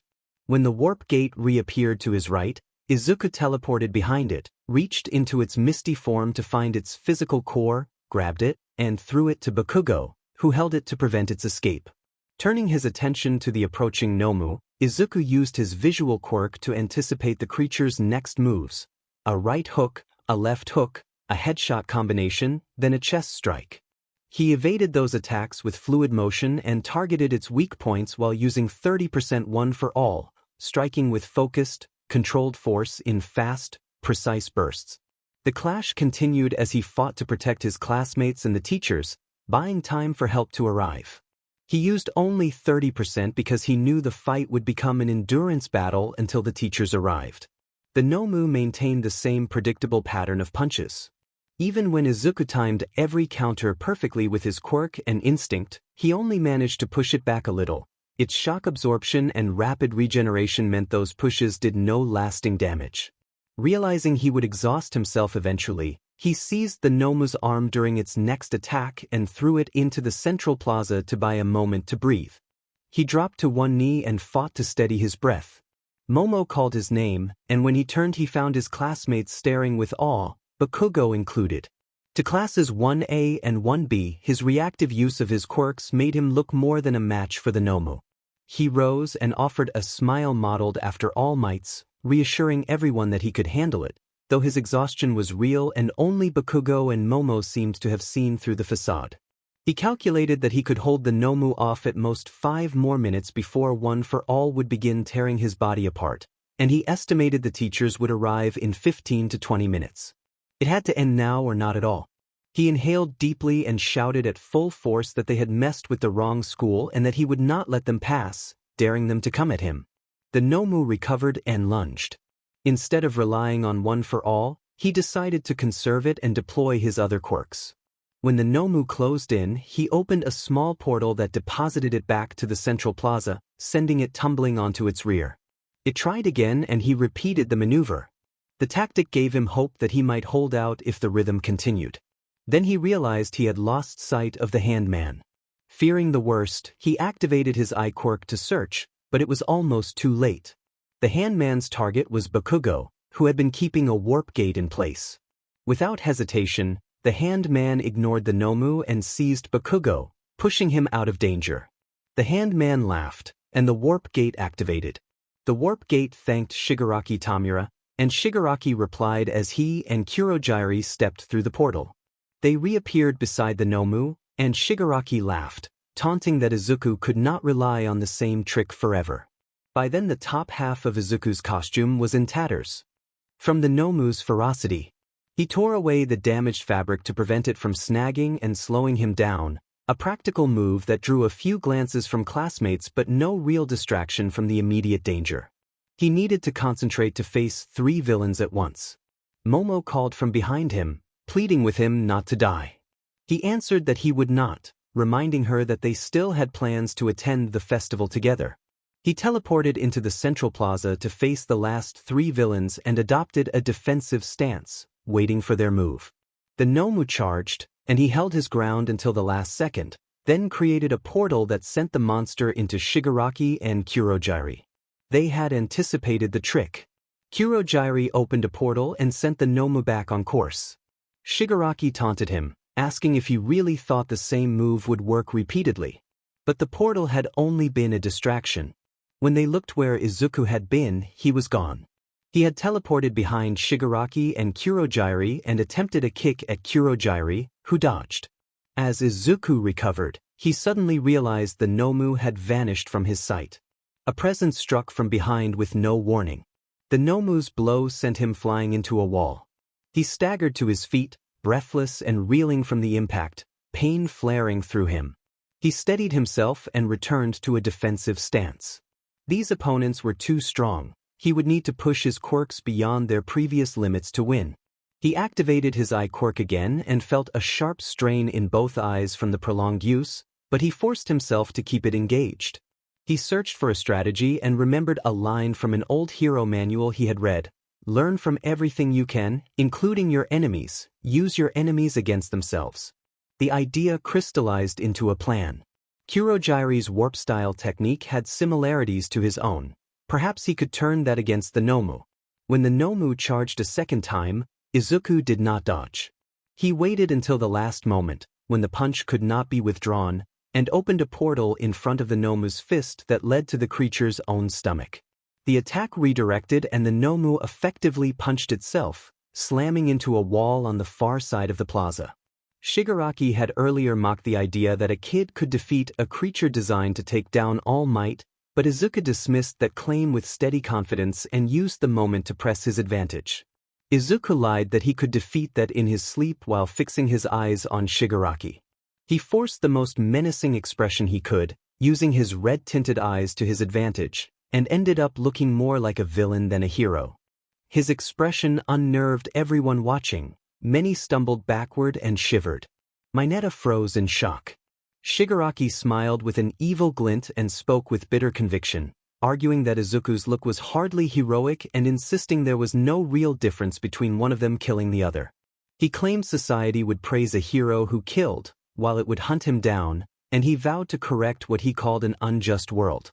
Izuku snapped that Shigaraki should stop talking, then created a series of portals around the villain and jumped through one that was closest to him. Kirishima asked in confusion where Izuku had gone. Momo was the first to realize Izuku's plan and smiled, telling everyone to watch and that they would see. Shigaraki looked around warily, confused, until Izuku lunged out of one portal and struck Shigaraki in the face without using one for all. Before the villain could recover, Izuku had already vanished into another portal. He repeated the hit-and-run tactic until the Nomu returned, to Shigaraki's growing annoyance. When the Nomu arrived, Izuku teleported away and closed the portals he had been using to harass Shigaraki. He had managed a rapid succession of blows thanks to the speed of his portal jumps. As before, Izuku stood his ground while the Nomu tried to attack him and created portals to redirect the monster's strikes back against itself. This time, however, the Nomu planted its feet and kept punching at insane speeds. Izuku's eye quirk allowed him to predict each attack and open portals to deflect or reroute the blows. The wind pressure from the Nomu's assaults made Shigaraki and Kurogiri watch in disbelief as a student matched the creature designed to defeat All Might. Both classes watched in awe. Tetsu asked how Izuku was doing it, and Juzo remarked that it seemed he had multiple quirks. Even Class 1A was shocked to see him go toe-to-toe with the Nomu. Tokoyami asked Bakugo if Izuku had always been that strong. Bakugo admitted that if Izuku had been this strong before, he had hidden it well, and he felt a private relief. Suddenly Izuku teleported away from the Nomu and clutched his eyes in pain. Mineta exclaimed in surprise and alarm. Momo remembered Izuku's warning about his eye quirk and told everyone that overuse made his eyes burn and could cause temporary loss of sight. She concluded he must have reached his limit. The two classes gasped as they realized the consequences. Mineta asked whether that meant Izuku couldn't use the eye quirk anymore, but Momo drew a blank because she had never asked what happened if he exceeded the limit. Bakugo shouted at the situation, surprising everyone. Tsuyu asked what he meant, and Bakugo explained that when Izuku had pushed himself in training, he had temporarily gone blind for an hour afterward. He warned that if the battle dragged on and Izuku continued to use the quirk, he could risk permanent damage, and that the pain worsened the longer it was active past the limit. They all registered how much pain Izuku must be in. Kirishima asked what they should do as a shout of pain came from the front of the stairs. Izuku had dropped to one knee, right in front of the stairs, still putting up portals while the Nomu continued its unrelenting assault. Without vision, he was likely to make a mistake. Izuku wrestled with the decision, knowing that deactivating the quirk would leave him unable to see for a while, but that continuing would deepen his injury. He sensed instinctively that one of his portals had already failed. Before he could react, a familiar shout cut through the chaos. Bakugo screamed and cursed loudly as he blasted the Nomu's arm that was about to strike Izuku. The explosion knocked the Nomu back several meters and stunned everyone who had been watching. Izuku, voice taut with pain, recognized Bakugo. Bakugo berated him in his usual harsh way, ordering him to stop stealing the spotlight and to get a hold of himself, muttering more insults under his breath. Izuku acknowledged Bakugo inwardly, forcing himself up despite the pain in his ribs. When he opened his eyes, the tearing and burning sensation had subsided and his eyes had returned to their normal green. He searched for the reason his pain had eased and noticed Aizawa glaring at him from the entrance. Aizawa looked at him sternly and admonished him for being reckless, reminding him that being a hero was not about using all his power without regard for his future. Aizawa told them to think about how many people they could save in the future and then passed out. As soon as Aizawa collapsed, Izuku noticed he could use his quirk again, but it felt unfamiliar, as if he had never used it at all. He recognized that he had more time before the strain would return, and that puzzled him even more. Izuku wondered whether Aizawa had somehow healed him or erased the aftereffects of his quirk, but decided he could investigate that later. There was a battle to finish. Izuku grinned at Bakugo and asked if he had finally decided to help. Bakugo snapped that he had only left Izuku alone because he thought he had things handled and called him an idiot. Izuku asked whether they could take the villains. Bakugo, wearing the manic grin he always had before a fight, said they could. The two of them cracked their knuckles and charged. From the viewpoint of their classmates, the pair already looked like heroes. Seeing them side by side, facing danger while the others could only watch, was inspiring. A Nomu stepped between the boys and Shigaraki, but Izuku and Bakugo did not falter. Bakugo used explosions to vault over the creature, then hooked his arms around its neck and fired detonations to hold it. Izuku dove under and struck the Nomu's left leg joint with a 30% one-for-all punch, forcing it to one knee. They continued to coordinate attacks and evade the Nomu's blows. In an instant, the Nomu seized Bakugo's leg and flung him into a distant wall. Alone, Izuku found the fight harder and began to lose ground. Then Bakugo reappeared and detonated an attack that destroyed one of the Nomu's arms. The creature regenerated, but the momentary delay let Izuku catch his breath. Their back and forth continued until the Nomu suddenly gained the upper hand. It threw Izuku into a wall and then grabbed Bakugo by the arm. Bakugo shouted in fury. The Nomu overpowered him, slamming him into the ground repeatedly. The students watching screamed in terror, convinced each hit might be the last. Despite his injuries, Bakugo kept cursing at the Nomu, though with each slam he grew weaker. Shigaraki, bored, told the Nomu to finish him. The Nomu lifted Bakugo and gripped his head. Everyone feared it was about to deliver a fatal blow. Izuku, still dazed from being thrown, pictured the worst outcomes: Bakugo lifeless, loved ones grieving, and something in him snapped, much like it had earlier in another crisis. In a flash, Izuku teleported into the air above Bakugo and struck the Nomu with a full one-for-all blow that incapacitated its arm. The creature dropped Bakugo in surprise. Izuku then unleashed a barrage of powerful strikes, each one accompanied by a fierce outcry, battering the Nomu and forcing it back. He was panting and badly hurt, but he stayed beside Bakugo, bracing for another attack. Anticipating a right hook, Izuku ducked under the swing and drew his arm back for a decisive strike. He launched a massive uppercut infused with an immense fraction of his power. The blow sent the Nomu hurtling upward, crashing through the ceiling and disappearing into the distance. A stunned silence fell over the plaza. Everyone watched in shock, Shigaraki among them. Shigaraki lunged at Izuku in a rage, vowing to kill him. Izuku, completely drained and on the verge of blacking out, could only wait as Shigaraki closed in. The USJ doors burst open and the teachers rushed in, including All Might in his weakened form. One instructor fired a few rounds that struck Shigaraki, making him howl in pain. Kurojiiri immediately opened a portal, and Shigaraki retreated through it. Most of the teachers moved to secure the students and get Vlad King, Aizawa, and members of the Big Three medical attention. All Might, Cementos, Momo, Uraraka, Ida, and Kirishima ran to Izuku and Bakugo to check on them. Izuku swayed and was about to fall when All Might caught him. Cementos lifted Bakugo and the other students gathered around. All Might asked if Izuku was all right and then admitted, with regret in his voice, that he should have arrived sooner. Izuku, half-conscious, managed a small smile and said it was enough that they were there before he slipped fully into unconsciousness. He was rushed into an ambulance.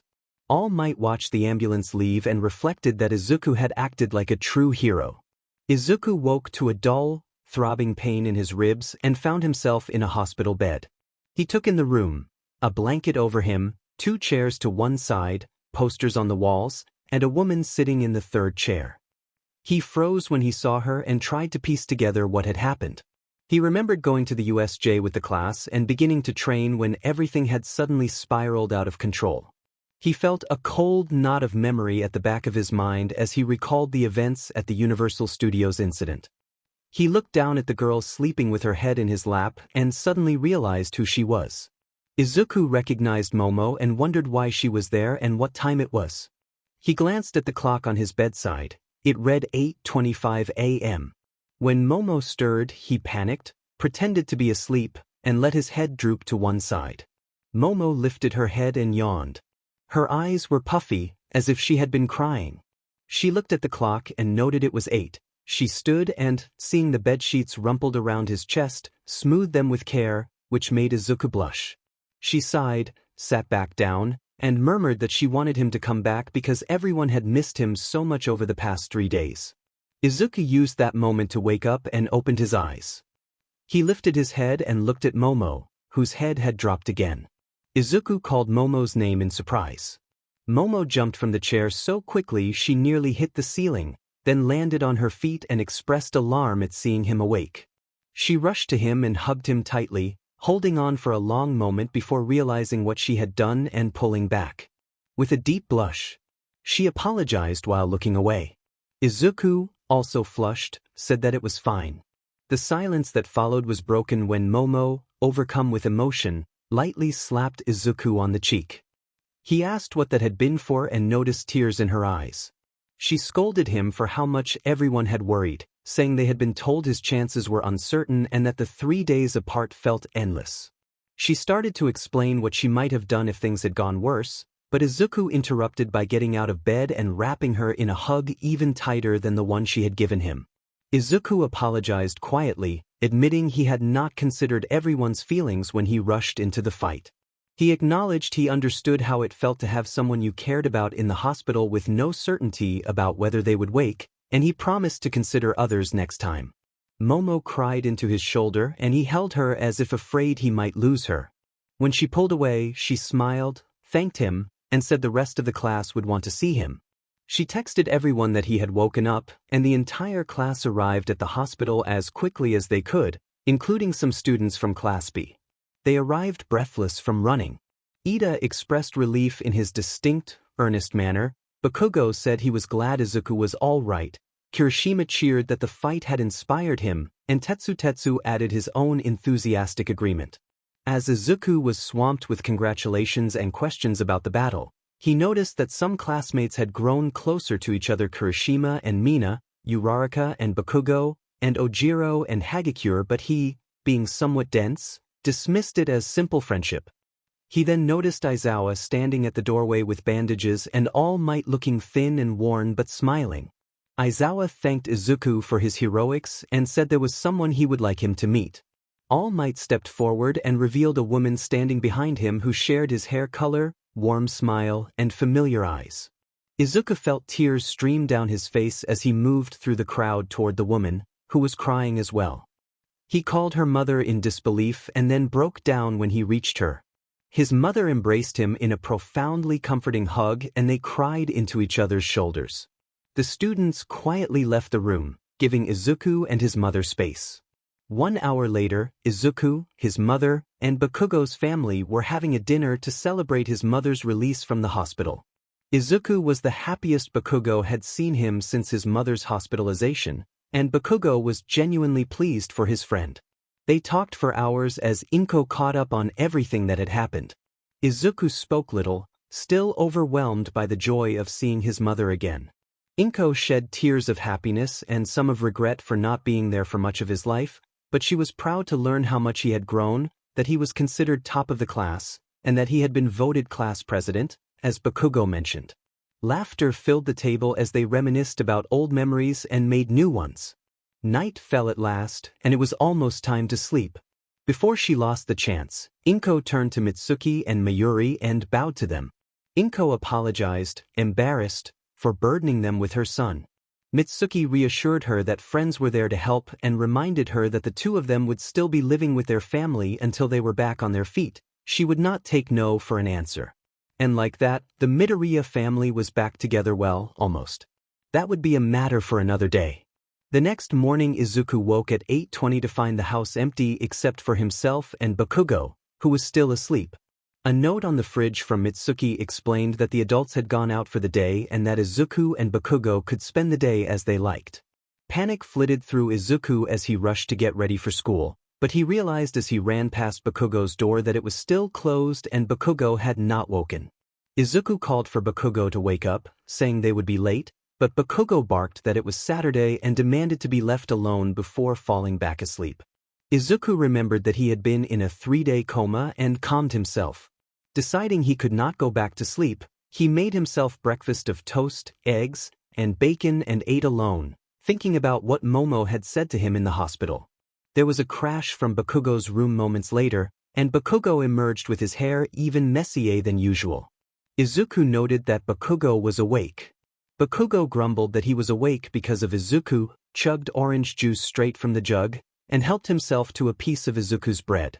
When Izuku mentioned the others, Bakugo was told that they had gone out for the day. Both of their phones then vibrated with a message in the class group chat.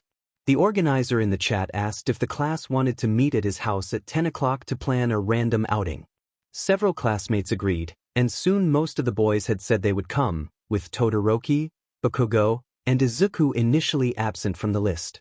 One student apologized that they could not come because of other plans. Bakugo looked at Izuku in confusion and asked where he was going. Izuku explained that he had plans to go to the festival with Momo. Bakugo smirked to himself, noting that Izuku had a festival date, and returned his attention to his phone. Another classmate added that he would come, and then all of the girls except Momo indicated they would join the plan as well. Izuku called Momo to coordinate. Momo suggested meeting at 10 o'clock, and Izuku confirmed they would meet at the main entrance at that time. Izuku noticed Bakugo smirking and felt himself flush. An hour and 10 minutes later, Izuku dressed for his meeting with Momo in a green sweater and blue jeans, while Bakugo wore his favorite skull t-shirt and jeans. Izuku created a portal to Kaminari's house and stepped through with Bakugo to say hello to everyone before heading to the festival. The class looked up as they arrived. Kirishima pointed out that Bakugo had finally shown up and wondered where Izuku had been. Izuku explained that he had dropped Bakugo off and had only stopped by to say hello before heading out. After Izuku left, the rest of the class stared at Bakugo in surprise. Bakugo demanded to know what they were looking at, and the sudden outburst made the whole class flinch except for Uraraka. Uraraka smiled and said that they had simply been surprised Izuku had given Bakugo a ride. Kaminari asked if the two of them lived near each other. Bakugo replied sharply that they actually lived in the same house and that his family had taken Izuku in after his mother's accident because their families were close. The class was stunned by his calm explanation. They had expected Bakugo to react differently. Uraraka then took Bakugo's arm and began leading him toward Kaminari's house to plan the day, insisting they get started. Bakugo allowed himself to be led without much notice, and the classmates trailed after them, whispering in surprise at the unlikely sight. Meanwhile, Izuku teleported to Momo's house and knocked on the gate. A small child named Chisai bounded out excitedly, saying that Momo had been talking non-stop about Izuku and that he was relieved to see him arrive. Momo called from the doorway that she would be out soon. A minute later, Izuku was inside the house talking with Momo's parents, Ukitaka and Kirina. They thanked Izuku politely for his actions during the incident at USJ and bowed to him. Izuku felt nervous and said it had been nothing, overwhelmed by the formality of the gratitude from such influential hosts. Momo then emerged from her room, blushing as she greeted Izuku. Izuku returned the greeting, eager to move away from the formalities and begin the day. He turned to her, then his jaw dropped. Momo was wearing a light blue dress patterned with white clouds. The skirt stopped at mid-thigh, and a light blue ribbon held her ponytail. She carried a white handbag and the dress was sleeveless. Momo's parents grinned at each other and quickly shepherded the two out of the house and through the gates, leaving them alone outside. Momo blushed and timidly asked if he thought her outfit looked good enough for the festival. Izuku stood speechless at first, overwhelmed by how beautiful she looked and by the fact that a girl like her considered him a friend. After a moment of silence, Izuku stammered that they should be asking if the festival was good enough for her and told her she looked beautiful. Momo blushed furiously and stared at her feet, unable to meet his eyes. Izuku, afraid he had said the wrong thing, tried to explain that she was always beautiful and even more so now, flustered and stumbling over his words. Momo smiled and assured him she understood. They both sighed in relief, and then they heard Chisai calling from the gate while playing with toys, telling them to hurry up or find some privacy. Momo and Izuku blushed and left for the festival. Meanwhile, Kaminari asked where everyone wanted to go. They brainstormed, but Bakugo already had an answer in mind. He suggested going to the festival, a plan the others accepted. Coincidentally, it would be at the same time as Momo and Izuku. Bakugo was definitely one sneaky guy. The class walked to the festival together, talking and laughing. When they arrived, they split up into pairs to enjoy the festival. The pairs were Ida and Shoji, Aoyama, Mineta and Shiro, Koda and Sato, Kaminari and Jiro, Kirishima and Mina, Ojiro and Hagakure, Tokoyami and Tsu, and Bakugo and Uraraka. As they went their separate ways, Uraraka took Bakugo's hand and led him through the festival, which increased everyone's curiosity about their relationship. Momo and Izuku arrived separately and spent time playing a game where they aimed at rubber ducks for prizes, laughing and joking together as they moved through the stalls. They continued around the festival until they reached a roller coaster. They boarded without reading the sign and soon realized the ride was intended for couples. Other riders in line were close and affectionate.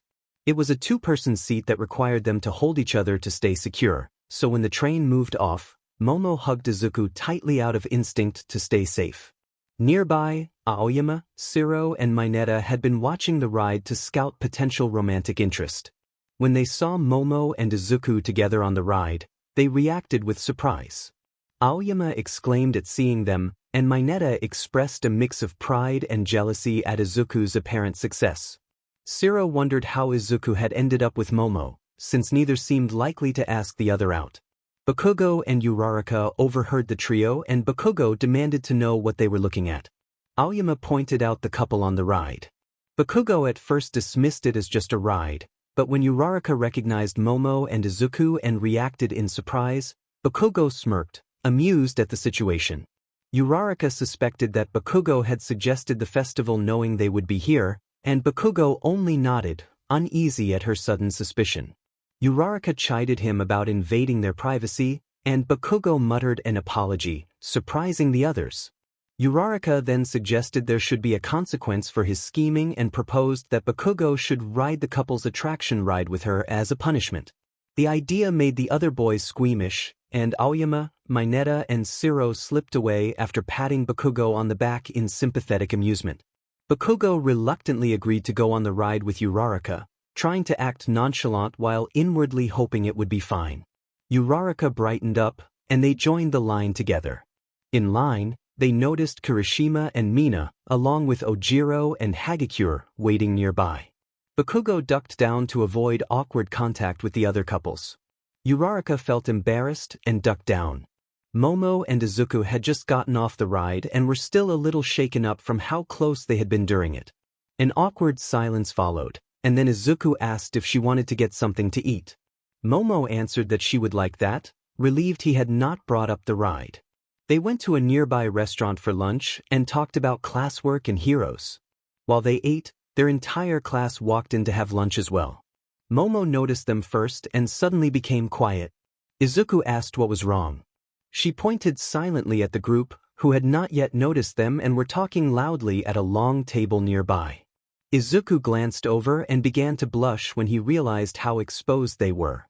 They agreed to eat quickly, finished in record time, paid, and hurried out of the restaurant, drawing some curious looks from passers-by. Once they were a safe distance away, they laughed at how close they had come to being recognized and then played games for another hour before it was time to go home. When Izuku asked where she was headed next, Momo received a phone call from her father. Izuku gave her privacy while she spoke. After she ended the call, she looked slightly worried. Izuku asked what had happened. Momo explained that her parents had to go to Tokyo for a business meeting and had taken Chisai with them because he would have been alone otherwise. Izuku asked about the household staff. Momo said it was a holiday for them and they would not be back until the next day. Izuku asked if she had the house keys, and Momo admitted she must have left them at home. Izuku offered for her to stay at his house until she sorted things out. Momo asked about his parents. Izuku explained that he lived with Bakugo's parents and his own mother, but they were out for the day and Bakugo was still at the festival. Momo hesitated, then accepted, saying it would not be a burden if it was all right with him. Izuku reassured her that she would not be a burden, and they began walking to his home. When they arrived, Izuku quickly tidied the couch so Momo could sit comfortably and invited her to look around while he washed some dishes. Momo explored Izuku's room and discovered it was full of All Might figurines and many photographs. She studied each one. There was a picture of Izuku as a baby with his mother, and another of him as a young child next to a young Bakugo that made her smile at how cute they looked together. She found a photo she had taken with Izuku before they enrolled in UA, placed in a spot of honor on the bedside table, and blushed at how special its placement was. She remembered she kept the same picture by her own bed. Continuing to look through the photos, she almost missed one that showed Izuku with a frail man with blonde hair, apparently taken with a tripod. She wondered who he was and realized she had seen him at UA a few times and that Izuku called him sensei. Another identical photo caught her eye, except the frail man had been replaced by All Might. Momo puzzled over how both images could exist, noticing the same background and sunlight in both. She thought the frail man could possibly be All Might in his other form. Hearing Izuku behind her, Momo confronted him by showing him the picture of the frail man and asking if it was All Might. Izuku tried to deny it awkwardly but then asked for a moment to make a call and stepped out of the room. 5 minutes later he returned and sat on his bed. He told Momo he had permission to tell her the truth but asked her to promise not to tell anyone. Momo promised, confused by the secrecy. Izuku explained his past. He said he had been quirkless at first, while other children's quirks had manifested early, his had not, and he had been bullied for it. He described how Bakugo had protected him and how they had become like brothers. When Izuku was 8, his mother had been severely injured by a villain. The shock of that event had coincided with the sudden manifestation of his quirks. After the accident, Bakugo's family had taken him in and he had lived with them. He became one of the strongest at his school and the bullying stopped. Momo nodded as he spoke. Izuku continued by explaining that he had later met All Might and learned his secret. He said All Might had suffered a long ago injury and had been growing weaker, and that before he lost his power entirely he had been looking for a successor. Izuku explained that All Might's quirk, One for All, allowed him to stockpile power and to pass on quirks. In Izuku's words, it was essentially two quirks. He chose Izuku as his successor, and that was why Izuku had been training on that beach when they met for the second time. Momo listened with wide eyes as Izuku explained that All Might was weakening and that Izuku now carried his power. Izuku noted that at his current level he could only manage about 45% without injuring himself, but the important point was that All Might would soon lose his power and there would be no more symbol of peace. Momo, who had suspected something like this before, admitted she was still surprised. Izuku asked Momo to promise never to tell anyone, and Momo nodded and promised. Izuku then smiled with relief and suggested they watch some TV and order dinner. His mother had called to say she and others would be back on Monday and his aunt had told him to order dinner. Momo agreed that sounded perfect. They sat on the small couch and watched TV in comfortable silence. The couch was compact, so they had to sit close together. The proximity made Momo blush. Over time she relaxed and rested her head on Izuku's shoulder without realizing it. Izuku noticed and blushed quietly but said nothing. Suddenly Bakugo and Uraraka arrived, and Bakugo asked angrily what they were doing. The two turned and found Bakugo and Uraraka staring at them, Bakugo wearing a smirk.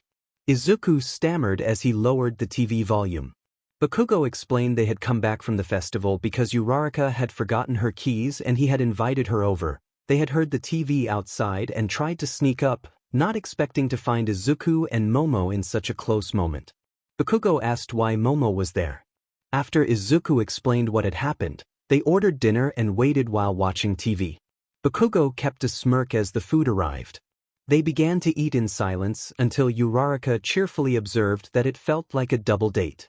The comment caused everyone to choke on their food and blush. Uraraka realized the implication and blushed as well. Uraraka then asked how the date had been, and Momo and Izuku both sputtered that it had not been a date and that they had only been hanging out as friends. Uraraka told them that the class already thought they were dating. Izuku and Momo reacted in shock and demanded to know how the class had found out. Uraraka explained that a couple of classmates had seen them on a couple's roller coaster and assumed they were dating, and word had spread. Izuku panicked and begged Uraraka to tell the class they were not dating, but Uraraka replied that no one would believe her. The class had suspected from the first day because Izuku and Momo were so obvious together, and she teased that if they truly were not dating they should consider getting together because they looked so cute. Bakugo laughed openly at Izuku and Momo's stunned faces. In response, Izuku teased Bakugo about how close he and Uraraka seemed, which immediately shut Bakugo up and left him blushing alongside Uraraka. Momo added that one might even think Bakugo and Uraraka were a couple, and Izuku laughed at the sight of Bakugo and Uraraka's embarrassed faces. The friends continued to laugh and tease each other until night fell. Momo messaged her father that she was staying at a friend's house, and Uraraka did the same with her parents. When it was time to sleep, Izuku insisted Momo take his bed while he would be fine on the floor. Bakugo had done the same for Uraraka and had already fallen asleep on the couch, leaving Izuku on the floor. Izuku fell asleep near Momo and to the sound of her light snores. Izuku later found himself waking up in a large, luxurious bed. He was on one side, and when he looked to the other side he saw Momo still sleeping. Startled, he cried out and leapt out of bed, which woke Momo. She sat up and looked older, perhaps in her mid to late 20s. Before he could make sense of it, 3 small children ran into the room, 2 boys who were twins and a little girl who resembled Momo. One of the boys called him Dad, and Izuku answered uncertainly. Then one of the children asked an awkward question that left Izuku unsure how to respond. Izuku woke up sweating and panting, realizing it had all been a dream and feeling oddly wistful that it had ended. He got up, stretched, and checked his all-might alarm clock. He heard voices outside and saw that Momo had already woken. Leaving his room, he found Momo, Uraraka, and Bakugo laughing around the table as they looked at Bakugo's phone. Bakugo tried to hide the phone when he noticed Izuku, but Izuku grabbed it and saw a picture of himself sleeping. Bakugo was in an awkward pose, his face puckered as if he had just bitten into something sour. Izuku asked when they had done this. Bakugo laughed and said they had done it while Izuku was sleeping. Izuku then threatened with a mischievous smile that he might show some interesting pictures of Bakugo. Bakugo immediately went pale and begged Izuku not to show the pictures, while the girls pressed him to reveal them. Bakugo yelled that he would make Izuku pay if he did, which only made the girls more eager. Izuku showed one of the many pictures and then ran into the bathroom to shower before Bakugo could retaliate. When he emerged from the shower, the girls were still laughing while Bakugo's face burned with embarrassment. A couple of hours later the girls left for home, and Izuku and Bakugo went out to train. During training, Izuku received a call from All Might. All Might had shouted urgently for him to come to the beach where All Might had once trained, then hung up, leaving Izuku stunned by the intensity of the call. Izuku told Bakugo he had to go because his trainer had called about something. Bakugo replied that he could hear it from there and told Izuku not to keep All Might waiting. Izuku wondered what could be so urgent that All Might insisted on meeting in person, suspecting it had to do with One for All. Izuku teleported to the beach and found All Might in his skeletal form standing near the shore, staring at the sunset. Izuku asked All Might what was wrong as he approached. All Might turned and told Izuku that he had something very important to discuss and that he had already spoken with Izuku's mother, who had approved him telling Izuku the truth. Izuku asked how his mother was involved. All Might said it concerned Izuku's father and who he really was. Izuku was stunned. He had always been told his father was a normal businessman who had died in an accident. All Might offered to give either the facts or the full details, and Izuku asked for the facts. All Might revealed that Izuku's father was All for One. Izuku reacted with surprise and asked for elaboration. All Might explained that All for One had a family no one had known about until All Might met Izuku's mother in Tokyo. Izuku's mother had explained everything and had wanted to tell Izuku but could not bring herself to do it. All Might had come as quickly as he could to inform Izuku. All Might continued that All for One had not always been the embodiment of evil he later became. He could be charming when not actively disrupting society. That charm had attracted Izuku's mother, who had not known his true nature, and they had married and had a child 3 years after meeting. When All for One realized that his villainous life would put the family in danger, he and Izuku's mother fabricated a story to keep Izuku safe, telling him that his father was a businessman who had died in a tragic accident. In reality, All for One was still alive and there was reason to believe he might be looking for Izuku since Izuku had become known after the incident with the car. All Might acknowledged that this was a lot to take in and offered Izuku time if he needed it, assuring him that how he felt about his father was up to him. Izuku felt he should have had a stronger reaction to the news but did not feel immediate anger. He asked whether his father was truly still alive, and All Might indicated that could be one way to look at it. Izuku then stated that his father was the #1 villain and said that, for what his father had done, he was beyond saving and effectively dead to him. He would continue to try to save villains when possible, but not his father. Izuku thanked All Might for telling him. All Might said there was one practical matter. He was legally obligated to report Izuku's lineage, but he was willing to pretend he had never heard if Izuku wanted to keep it from the authorities. Izuku considered this and asked that it not be made public yet. All Might agreed and then shifted to a less urgent topic, explaining that the school planned to place students in dorms and asking if Izuku's mother and Bakugo's parents would allow the 2 boys to stay there. Izuku answered that they would have no problem with it.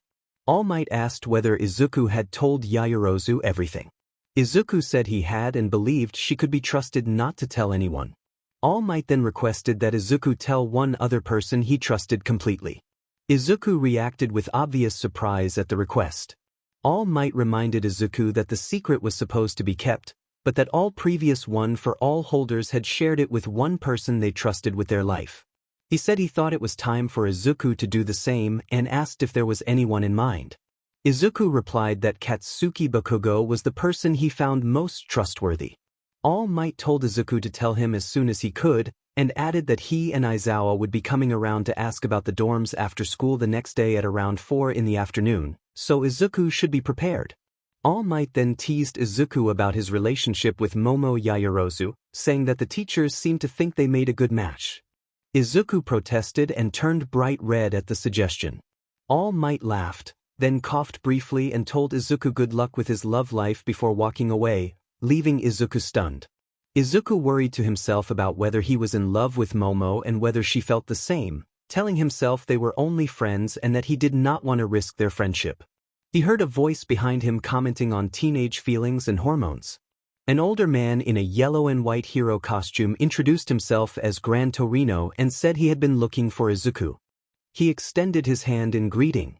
Izuku studied the old man with curiosity. Gran Torino looked like a hero but quite old, not menacing, perhaps a retired hero. Izuku shook the hand and introduced himself, apologizing for not saying it sooner because he had been cautious.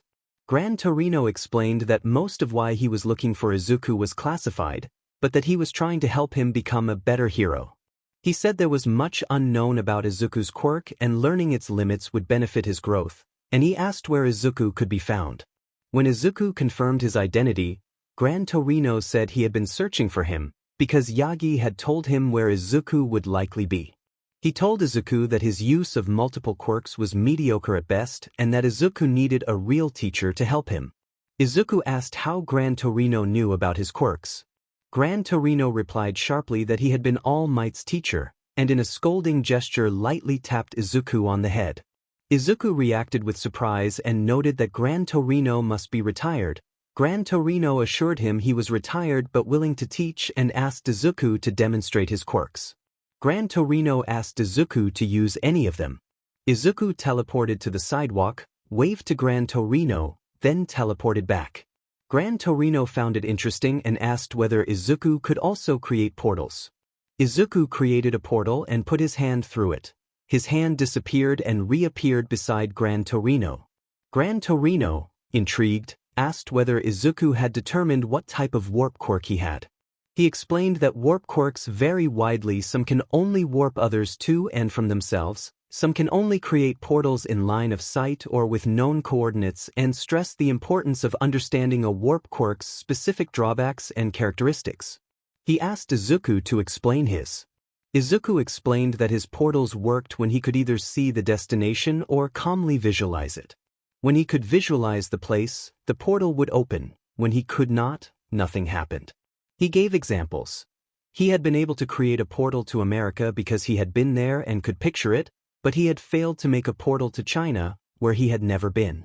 During the USJ incident, when he had been stressed, he had been unable to make a portal to UA and thought the stress might have been the cause. Gran Torino summarized to confirm that Izuku could create a portal if he could see the destination or visualize it, and that calmness might be necessary. Izuku admitted the calmness requirement was only a theory he had not recorded in his quirk registration. Gran Torino said they had work to do. He first had Izuku attempt a portal to a random address to test the visualization theory. The test confirmed that visualization was necessary. They then tested the calmness factor and found that if Izuku's heart rate rose above 145 beats per minute, he could not make the portal, even if he could visualize the destination. The last thing they checked about the portals was how far they could reach when the target was out of sight. The test showed a maximum distance of 300 meters. Gran Torino remarked that he had never heard of a warp quirk that could teleport and suggested they investigate Izuku's teleportation now that the portals were measured. Izuku explained that he could teleport only to places he had been before and could not take anyone else with him.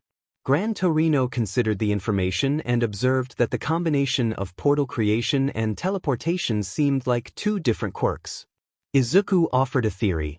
The quirk was not simply portals or teleportation but manipulation of space itself. He could tear rips in space at will, and his personal teleportation appeared to be another facet of that space manipulation. Gran Torino then asked if Izuku could swap the positions of two objects. Izuku demonstrated by switching a rock and his phone, then switching them back, and added that he could only do this with inorganic items. When Gran Torino asked if he could swap places with anything he could see, Izuku switched places with a rock and returned. Gran Torino asked if the quirk worked on living things. Izuku attempted it and could not perform the swap. He was confused, saying he had been able to do it all his life. Gran Torino explained that when someone receives one for all, they often lose one aspect of their original quirk. Since All Might had been quirkless, he had no memory of this for himself. In Izuku's case, the lost aspect appeared to be the ability to switch places with living things. Izuku admitted there was more. He could make things disappear, as if erasing them. He had used that ability sparingly and did not have much data. Gran Torino's eyes widened at the possibility and urged him to show it. Izuku walked to a rock and flicked his hand, causing the center of the rock to vanish so the remaining halves fell away. Gran Torino reacted with excitement, noting that if the erasure worked on all materials it could be overwhelmingly powerful. He then wondered whether the erasure affected living matter in the same way as inorganic materials. Izuku tested a small living tree and found nothing happened. When he tried the same motion on a dead tree, it split down the middle and the pieces fell. Gran Torino suggested they move on to other aspects of Izuku's abilities. He brought up the eye quirk and the telekinesis Izuku had mentioned. Izuku explained that overusing his eye ability caused his vision to fail for an extended PRD. He could manage roughly 20 minutes of continuous use before his sight began to deteriorate, and exceeding that limit would leave him temporarily blind. Regarding telekinesis, he said the strength of his control depended on the weight of the object. He could hold a hand-sized rock aloft for about 30 seconds, but attempting to shift something massive like a building would quickly overwhelm the ability and yield only a tiny movement. Izuku recalled that during the USJ incident he had passed his limit and was expected to lose his sight, but Aizawa had nullified his quirk briefly, and when it returned, his vision had been reset. He suspected the limitation was tied to the quirk rather than his eyes themselves. Gran Torino told him he would investigate that possibility and advised Izuku to go home and think about what they had learned. Gran Torino then ran toward the police headquarters, leaving Izuku at the shoreline. Izuku jogged home to consider the revelations. Across town, Shigaraki slammed his fist down on the table in frustration. Kurogyari warned him not to slam the table, but Shigaraki raged about how the Nomu design to defeat All Might had been overcome by two young fighters. A voice on a screen ordered him to calm down and to explain what had happened. Shigaraki described one of the opponents as ash blonde with an explosion ability and noted that the other, with green hair, was far more intriguing. He reported that the green-haired boy seemed to possess multiple abilities, a portal-like power similar to Kurogyari's, the ability to teleport, and an eye power that allowed him to perceive things beyond line of sight. Shigaraki said the boy anticipatorily read the Nomu's moves, moved with blinding speed, and delivered a flurry of strikes that quickly neutralized the creature. He complained bitterly that the youth's power was unfairly overwhelming. The man on the screen warned Shigaraki that losing his temper and acting rashly would only make matters worse. The man on the screen instructed that, in times like this, one must calmly analyze the problem and solve it.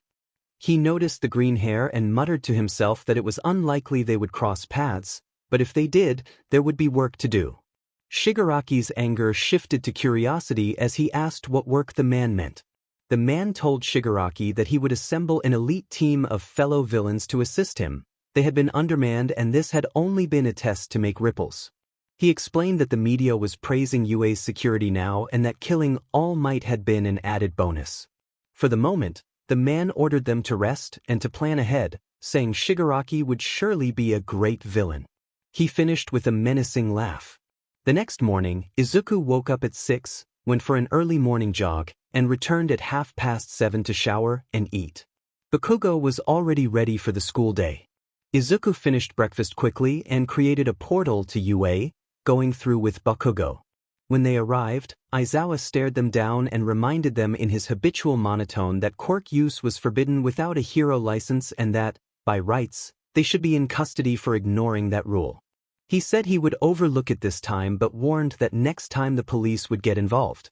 Izuku stammered that they would not do it again, and Aizawa told them to get to class because there would be a special announcement they should not miss, then walked away. When they entered the classroom, the students immediately swarmed them. Uraraka excitedly pushed her phone at Izuku, explaining that the news had published an article with pictures and footage of their fight with the villains so the public could be warned. The overhead camera footage showed Izuku and Bakugo's actions in the central plaza and at the main entrance, and reporters in the clip praised the two students as inspiring and promising heroes who had risked their lives to save others. One reporter noted that, despite questions about UA's security, the incident provided useful information and suggested the future was in good hands. Kirishima cheered that they were already being considered top hero candidates and that people would recognize them if they went out in public. A sudden commotion at the door drew everyone's attention. Todoroki entered looking rumpled and told Izuku and Bakugo that they had visitors, then took a seat. Izuku and Bakugo stepped outside to find a large crowd of students gathered at the entrance, chatting excitedly. Bakugo dismissed the crowd as extras and returned to his desk to stare out the window. The murmurs among the crowd suggested they thought Bakugo was stuck up, and when those comments began to affect him, Izuku quickly intervened, apologizing on Bakugo's behalf and assuring the crowd that Bakugo was considerate, just a little rough around the edges. The students debated among themselves about the two boys' looks and prospects while IzukuxMomo arrived and asked what was happening. After Uraraka explained, Momo warned them not to let it go to their heads. Izuku nodded and changed the subject by asking Momo how Chisai was doing, recalling that the last time he had been at her house the younger boy had been changing a lot. The crowd's interest faded after that, and they dispersed, leaving the class in stunned silence. Kirishima commented on the situation while Kaminari lamented they were missing a chance. A student called out excitedly and moved forward before being stopped by the teacher's presence. Aizawa then demanded they settle down and announced that he had an important message for the class. Aizawa announced in a bored tone that the school wanted to move its students into dorms. The entire class except Bakugo, Izuku, and Todoroki reacted with surprise. Uraraka asked why.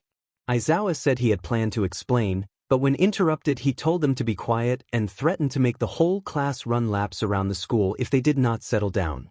The students quieted immediately. Aizawa explained that the decision came after the USJ incident and that the administration wanted the students housed on campus for their safety. He added that there might be other reasons known only to the principal, but for now the important point was that he and another teacher would be visiting their homes to speak with their parents about the plan. The parents already knew, but the students deserved a heads-up. He finished by informing them that their next class would be English with present mic and told them to prepare. The class sighed in unison at the prospect of an English-first PRD. After school, Izuku and Bakugo returned home to find it cleaner than usual. Bakugo dropped his bag on the floor and asked why the house was so spotless. Mitsuki explained that the teachers were coming and that the house needed to be immaculate, then directed both boys to finish cleaning their rooms. Once they were done, Izuku and Bakugo sat down and scrolled through memes while waiting for All Might and Aizawa. About half an hour later the doorbell rang. Mitsuki called for Bakugo to get the door. Bakugo grumbled about the memes, then opened it. All Might, in his large, muscular form, greeted Bakugo and inquired whether the parents were home. Bakugo let All Might and Aizawa inside. The two teachers joined Izuku's mother and Bakugo's parents at the kitchen table. Izuku immediately ran over to greet All Might. Aizawa took a seat and nodded to the parents before the meeting began. All Might spoke frankly and briefly, explaining that UA planned to implement a dormitory system to improve student safety and that they would only proceed with the parents' consent. Mitsuki and Inko surprised him by saying they were fully supportive. All Might, expecting resistance from these families because of their children's past injuries, expressed relief and gratitude.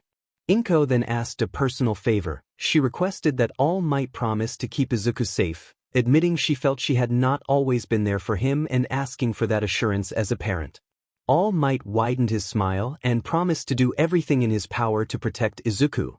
Inko thanked him. The next day the class gathered in front of the dormitory building. It was large, and the students were impressed that UA had arranged the move so quickly. Aizawa explained the dorm rules. A curfew at 11 p.m., and teachers would be notified if anyone was out of the building when they were not supposed to be. Otherwise, life in the dorm would function like normal shared living, and classmates were expected to treat each other like family without fighting. The class responded affirmatively, and Aizawa dismissed them to spend the day unpacking and settling in, with classes resuming the following day. Students explored the building and claimed rooms, decorating them however they liked. After several hours of work, Izuku and Momo finished first and sat together on a couch in the main lounge to talk. Izuku asked Momo if she was free that Saturday and invited her to go to the movies and then eat at a restaurant, clarifying that it would be as friends. Momo agreed and they arranged to meet at 2 in the afternoon. Other classmates gradually arrived and the group chatted about various things until Mina suggested a contest for the best decorated room. They toured the rooms, noting Izuku's strong admiration for All Might evident in posters and figures, and skipped Mineta's desk without comment. When the votes were tallied, Momo won for the elegance and expense of her furnishings. As night fell, the girls gathered on one side of the main hall to talk about the boys while many of the other boys debated which pro-hero they found more impressive in style. Bakugo and Todoroki went to bed early, exhausted from the day, while Izuku stayed up to train, working on increasing the speed at which he could create portals and on strengthening one for all. The girls' conversation naturally turned to crushes. Mina teased Uraraka about seeming close to Bakugo lately, and Uraraka blushed and insisted they were just friends. Mina returned the tease by asking about a possible connection between herself and Kirishima, which made Mina visibly flustered. Momo sat quietly, thinking about her own feelings. The first person who came to Momo's mind was Izuku, but she tried to bury that thought deep, convinced he could not possibly feel the same way. Mina asked Momo who she liked, and Jiro repeated the question to make sure everyone heard. Mina then brightly declared that Izuku was the obvious choice. Momo stammered at the suggestion, but the other girls had already begun to imagine a connection between them. Uraraka smiled knowingly and urged Momo to be honest about her feelings. Momo admitted that she thought she did care for Izuku, and the other girls cheered in encouragement. Momo immediately worried that it did not matter. She believed Izuku would not return those feelings because he had become famous and many older, more experienced students and fans paid attention to him. Hagakure asked why Momo assumed he would not like her back. Uraraka took Momo by the shoulders and prompted her to consider how Izuku behaved around her. She pointed out that he often seemed nervous in Momo's presence, which could be a sign of affection, and reminded Momo that she knew him better than most.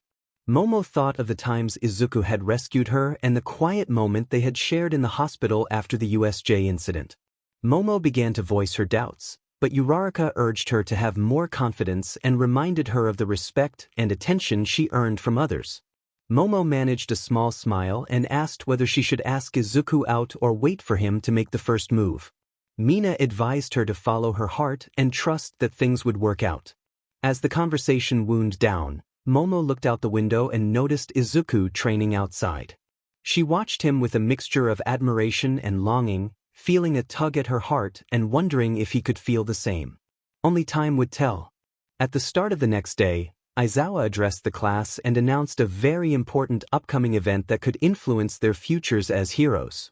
He explained that in 3 days the school would host the UA Sports Festival, an event so prominent it drew professional attention and could shape students' chances.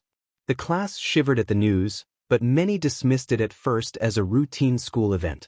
Some students raised concerns about holding such a large gathering so soon after a recent villain attack, and Mineta voiced the group's fears about the possibility of another incident. Aizawa reassured them that the festival could not be cancelled because doing so would be a concession to villainy. Instead, security measures had been greatly strengthened to prevent infiltration. He emphasized that the next 3 days would be dedicated to preparation, with no regular classes, and warned that poor performance could harm their prospects. With that, he dismissed the class and left. The students erupted into excited chatter about the festival and testing their quirks. Uraraka expressed hope that everyone would do well and asked Bakugo if he expected to perform strongly. Bakugo confidently declared that he would outperform them all, including Izuku. As they tried to leave, a large crowd had gathered outside the door. Mineta complained about the attention Izuku attracted, but Izuku suggested the crowd might be there for the class itself, since Class 1A had become well known. Tension rose quickly when a few people in the crowd began making rude remarks and trying to provoke the students. One young man called the class losers and boasted that he could take them on himself. Izuku pleaded for calm and advised that making unnecessary enemies was unwise, especially since they would still be attending the same school after the festival. The young man took offense and challenged Izuku, cracking his knuckles as a warning. When Izuku started to leave to avoid confrontation and go train, the young man lunged. Izuku evaded the strike, and the attacker stumbled to the floor. Izuku suggested they settle disputes at the sports festival instead, where everyone would have an opportunity to compete fairly. The boy accepted begrudgingly, insisting he would enjoy humiliating Izuku in front of everyone there. Izuku simply agreed and then asked if anyone planned to return to the dorms, moving on from the confrontation as the crowd dispersed. Izuku offered to give them a ride, and the class agreed. He opened a portal to the dorms and watched his classmates file through. He hung back a moment and, in an Aizawa-worthy bored tone, asked a nearby boy what his name was, then stepped through the portal before he received an answer. The crowd laughed and moved on. The boy cursed under his breath and vowed he would get them back. Later, the entire class was laughing in the main hall. Kirishima wiped tears of laughter from his eyes and joked about how funny the fallen boy looked. Kaminari showed everyone a recording he had taken. When the laughter died down, people split off to train, talk, or entertain themselves. Izuku went to the school gym to work on his body. He thought about the sports festival and the likely events, races with obstacles, team challenges, and fights suited to hero training, and reminded himself that he had been slacking on workouts and needed to get back on track. A voice from behind interrupted his thoughts. He turned and found the big three watching him. Mirio and Nijire looked curious. Amajiki avoided eye contact as usual. Izuku asked what they were doing there. Mirio explained that the gym was open to the public and they were training for the sports festival, but added that there was something more important they wanted to discuss. Nijire, excited, said they had heard he had a girlfriend and wanted to know everything about her, whether she was kind, whether she cared for him, and what her name was. Izuku went quiet, puzzled and wondering where they had heard such a thing. Mirio told Nijire to calm down so Izuku could answer. When Nijire pressed for a name, Izuku insisted he did not have a girlfriend and that they must have the wrong person. Nijire persisted, saying Uraraka had told her about a girl and describing the girl's black hair tied into a spiky ponytail, bangs on one side, onyx-colored eyes, and a tall, well-developed figure. Mirio teased Nijire for remembering the description but not the name. Nijire guessed a few wrong names and mentioned the girl might come from a rich family. Mirio made a light joke and then asked Izuku directly if he knew the girl. Izuku's face flushed as he realized they were talking about Momo. He admitted that they were friends and insisted they were not dating, though he quickly confessed that he had a crush on her. He worried that she would never feel the same because she came from a wealthy family and was beautiful. Nijire encouraged him enthusiastically, telling him to believe in himself and reminding him that Izuku had made a strong impression at USJ and was not at all a complete potato. Mirio added that they had been interested in him since the first day of school. Mirio and Nijire had even helped him find his class, and they had watched his training out of curiosity and requested footage to study him. Mirio emphasized that his actions at USJ had left a lasting impression on them. When Nijire asked whether he loved Momo, she guided him through questions about nerves, happiness, and wanting a future together, and concluded that what he felt was love.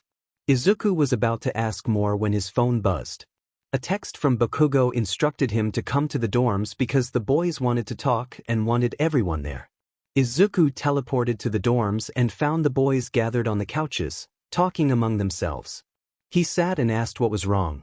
Kaminari said they finally had him and that they needed an all-boys talk. Izuku, concerned, asked what it was about. The boys replied that it was about the girls. The class sat in a loose circle, teasing one another about who liked whom. Kirishima smiled and asked if Izuku liked Momo.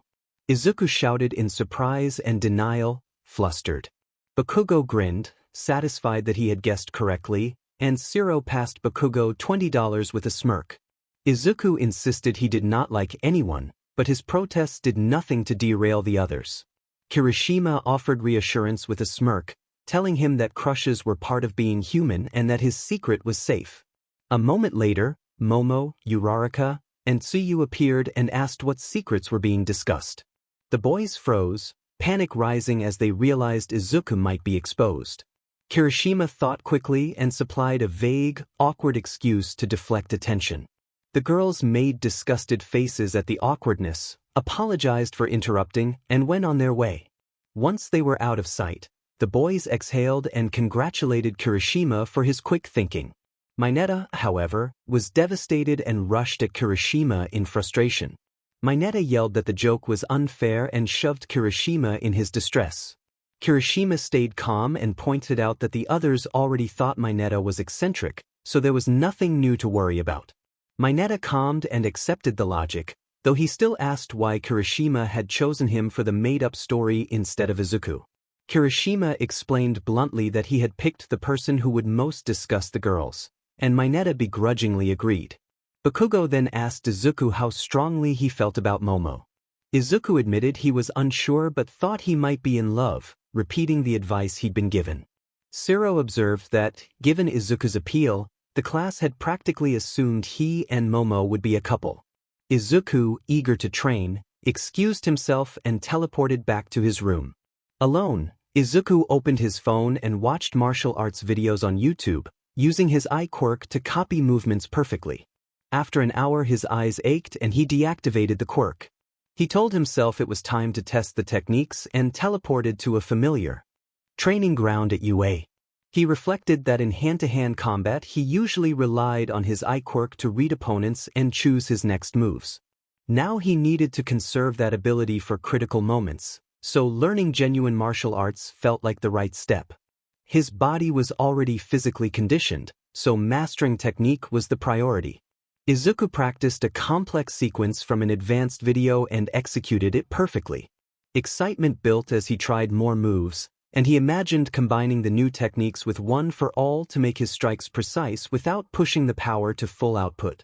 He blended the martial arts with his power and found his movements much more efficient, eliminating unnecessary motions and stretching his usable time with one for all.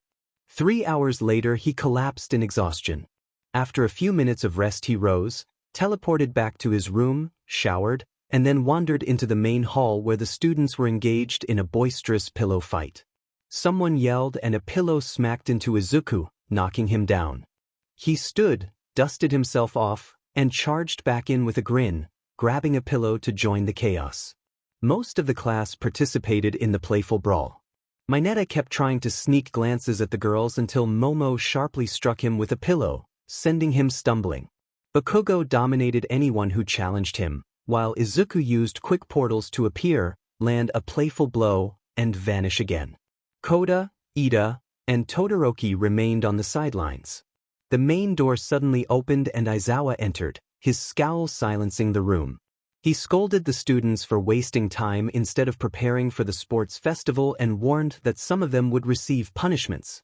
He named Bakugo, Mina, Kirishima, Kaminari, Mineta, Izuku, and Momo as the ones who would clean up the mess, and then he left the dorms. The named students set to work tidying the hall while the rest of the class dispersed to their rooms, subdued. Once the cleanup was finished, the group also returned to their rooms for the night. Izuku did not leave. He stepped outside the dorm building to get some fresh air and to look at the stars. He took a deep breath, closed his eyes, and let the breeze lift his hair. Momo approached him with a worried expression and asked if she could talk to him about something. Izuku smiled and agreed, and Momo walked over. She explained that she had noticed he had seemed a little down lately and apologized if she was being nosy, asking if there was anything he wanted to talk about. Izuku briefly considered lying but decided against it if he could not trust Momo. There were few people he could trust. He told her that when he had explained One for All, he had also mentioned the villain who had almost defeated All Might. He struggled to find the right words and then said plainly that the villain, All for One, was his father. Momo gasped and immediately apologized for her reaction. She said she had never expected that, and asked if this changed anything if he might stop trying to be a hero. Izuku replied that he would not stop, but admitted he felt uncertain. His dream had always been to save everyone, even villains who might be redeemable. He knew his father was likely beyond saving, but he was still his father, and the revelation left him unsure of what to do. Momo told him she thought he should follow his heart. She acknowledged she had no direct experience with something like this but expressed confidence in his goodness and encouraged him to trust himself. Her reassurance steadied him. Izuku thanked her and said everything felt clearer. When he asked how he could repay her, Momo blushed and insisted he did not need to repay her, saying he had already done so much for her. She shivered and brought her hands close to her face to warm them. Izuku gently took her hands and warmed them with his own.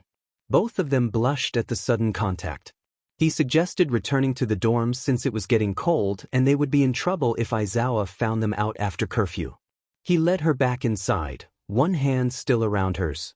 Izuku noticed her hand felt delicate yet firm and felt comforted by the warmth. Momo thought his hand was warm and reassuring. 3 days later, everyone was ready for the sports festival. The students had trained hard, even Mineta, and they all looked better than before. Izuku had improved the most. His control over One for All had increased significantly. Kirishima was excited and said he could not wait for the event. Kaminari said he had trained so hard he intended to surprise everyone. Bakugo yelled that he would beat all of them. The class was energetic and loud as they waited in one of the arena's holding rooms. Todoroki approached and made clear that he intended to beat Izuku.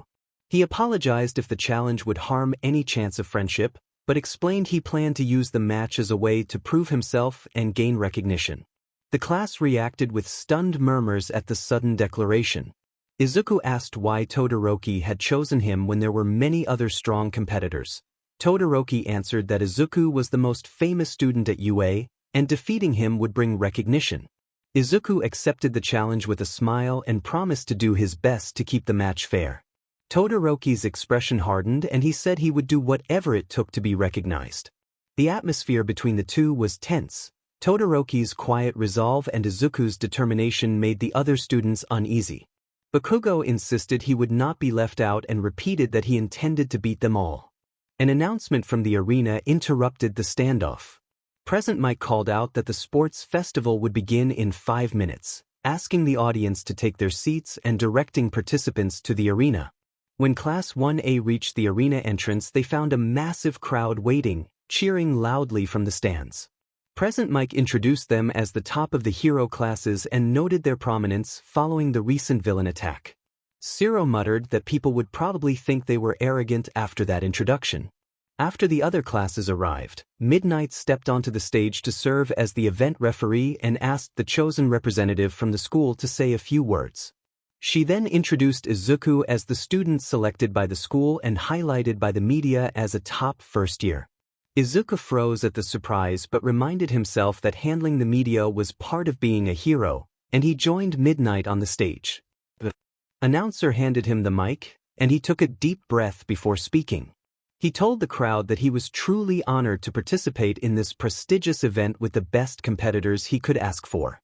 He explained that winning was not his priority. He wanted to build better relations with everyone participating and hoped they would all have a fun time. He smiled warmly, then walked off the podium and handed the mic back to Midnight. The crowd was stunned by his modesty. Most of them recognized him from his sudden rise in popularity and had expected him to be slightly stuck up from all the attention, but they cheered instead. More importantly, the pro heroes took note of his good character. Midnight announced enthusiastically that after those heartwarming words, it was time to begin the first event, an obstacle race. She explained that it would be a race around the entire arena with cameras filming everything so the audience could watch the whole event.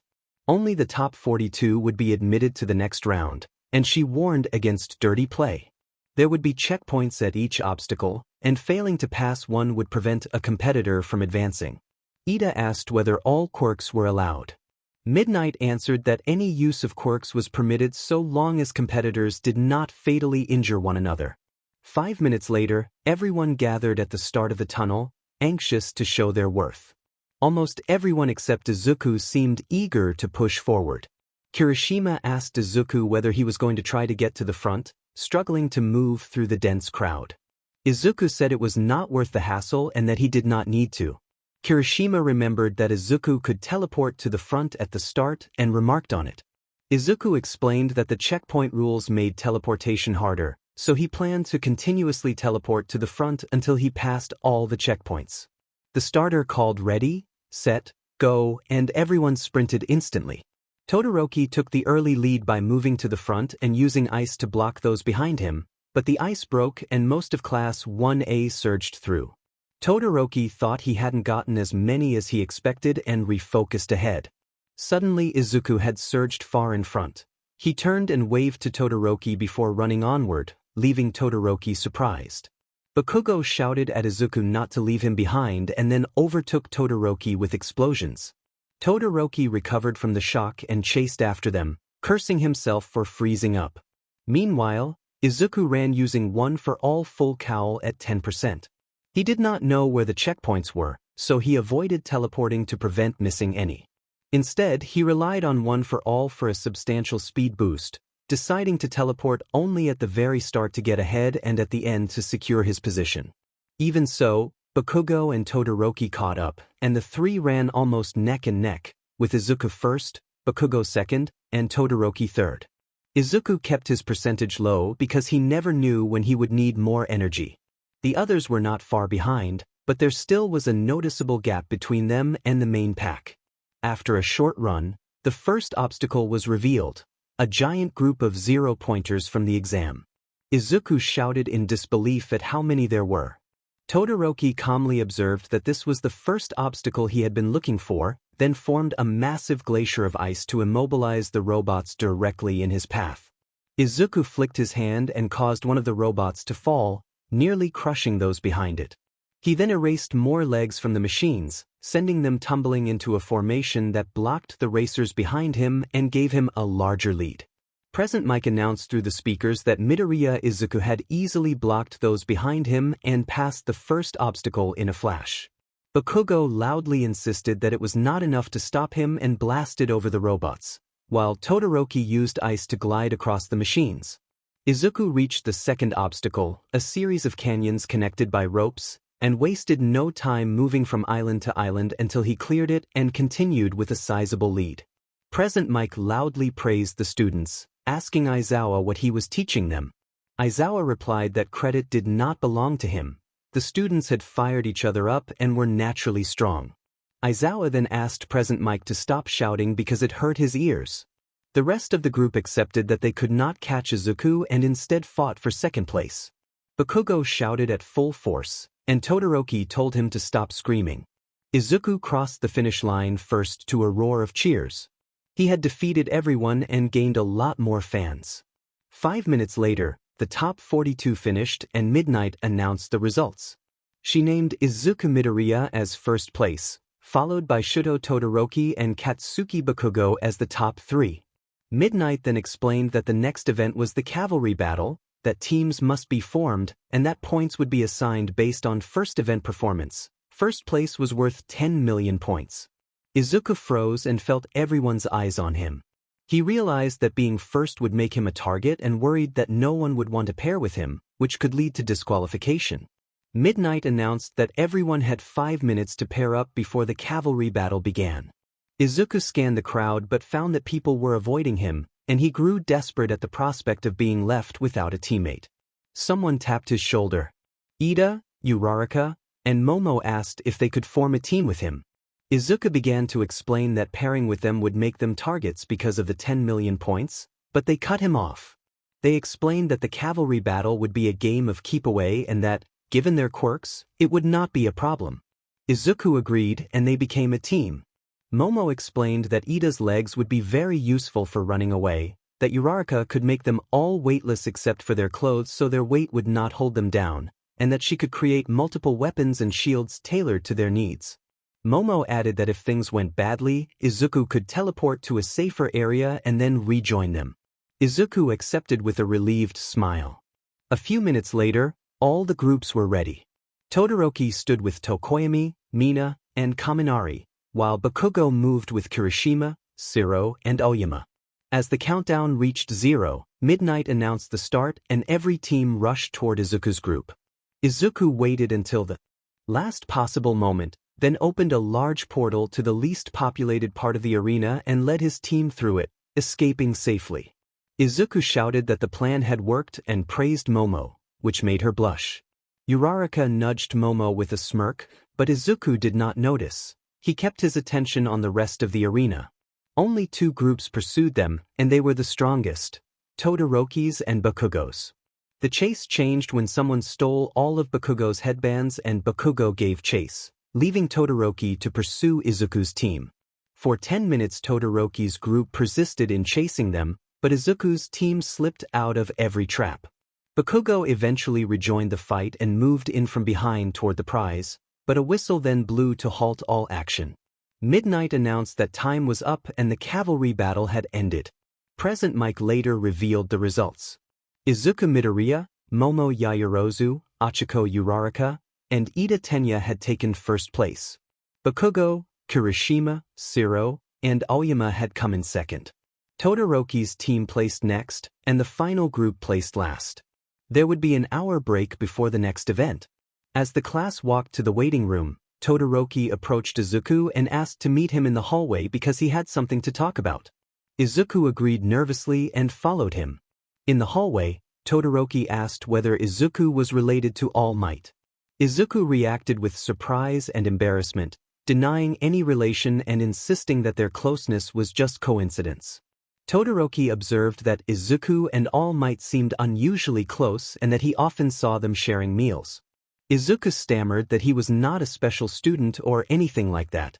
Todoroki said that he did not care about the nature of that relationship, he only knew that All Might had taken a liking to Izuku and that he felt he had to defeat him. Izuku asked if Todoroki held a grudge against All Might, and Todoroki replied that it was not that simple and that Izuku did not need to know all of it. Izuku encouraged him to speak up about his problems rather than keep them inside. Todoroki then asked if Izuku knew what quirk marriages were. Izuku explained that they were marriages arranged for the sake of combining quirks, and that such arrangements were generally looked down upon. Todoroki revealed that he himself was the result of such an arrangement. His father, Endeavor, had forced his mother into marriage using money and influence. Todoroki explained that his parents had 4 children, that his mother had opposed the arrangements, and that Endeavor had continued until he believed he had created a perfect successor. He also described how Endeavor had been abusive, pushing the family and especially Todoroki to extremes in pursuit of power.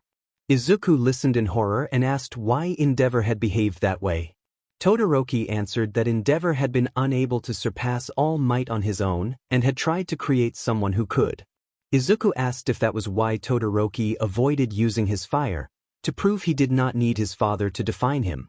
Todoroki confirmed and said that beating Izuku, as a student of All Might, would be a step toward showing Endeavor he had succeeded. Izuku looked at Todoroki with sympathy and told him that, even if they did not talk much, he and the rest of the class were there for him. Todoroki's expression did not change as he said he did not need help and that he was enough on his own.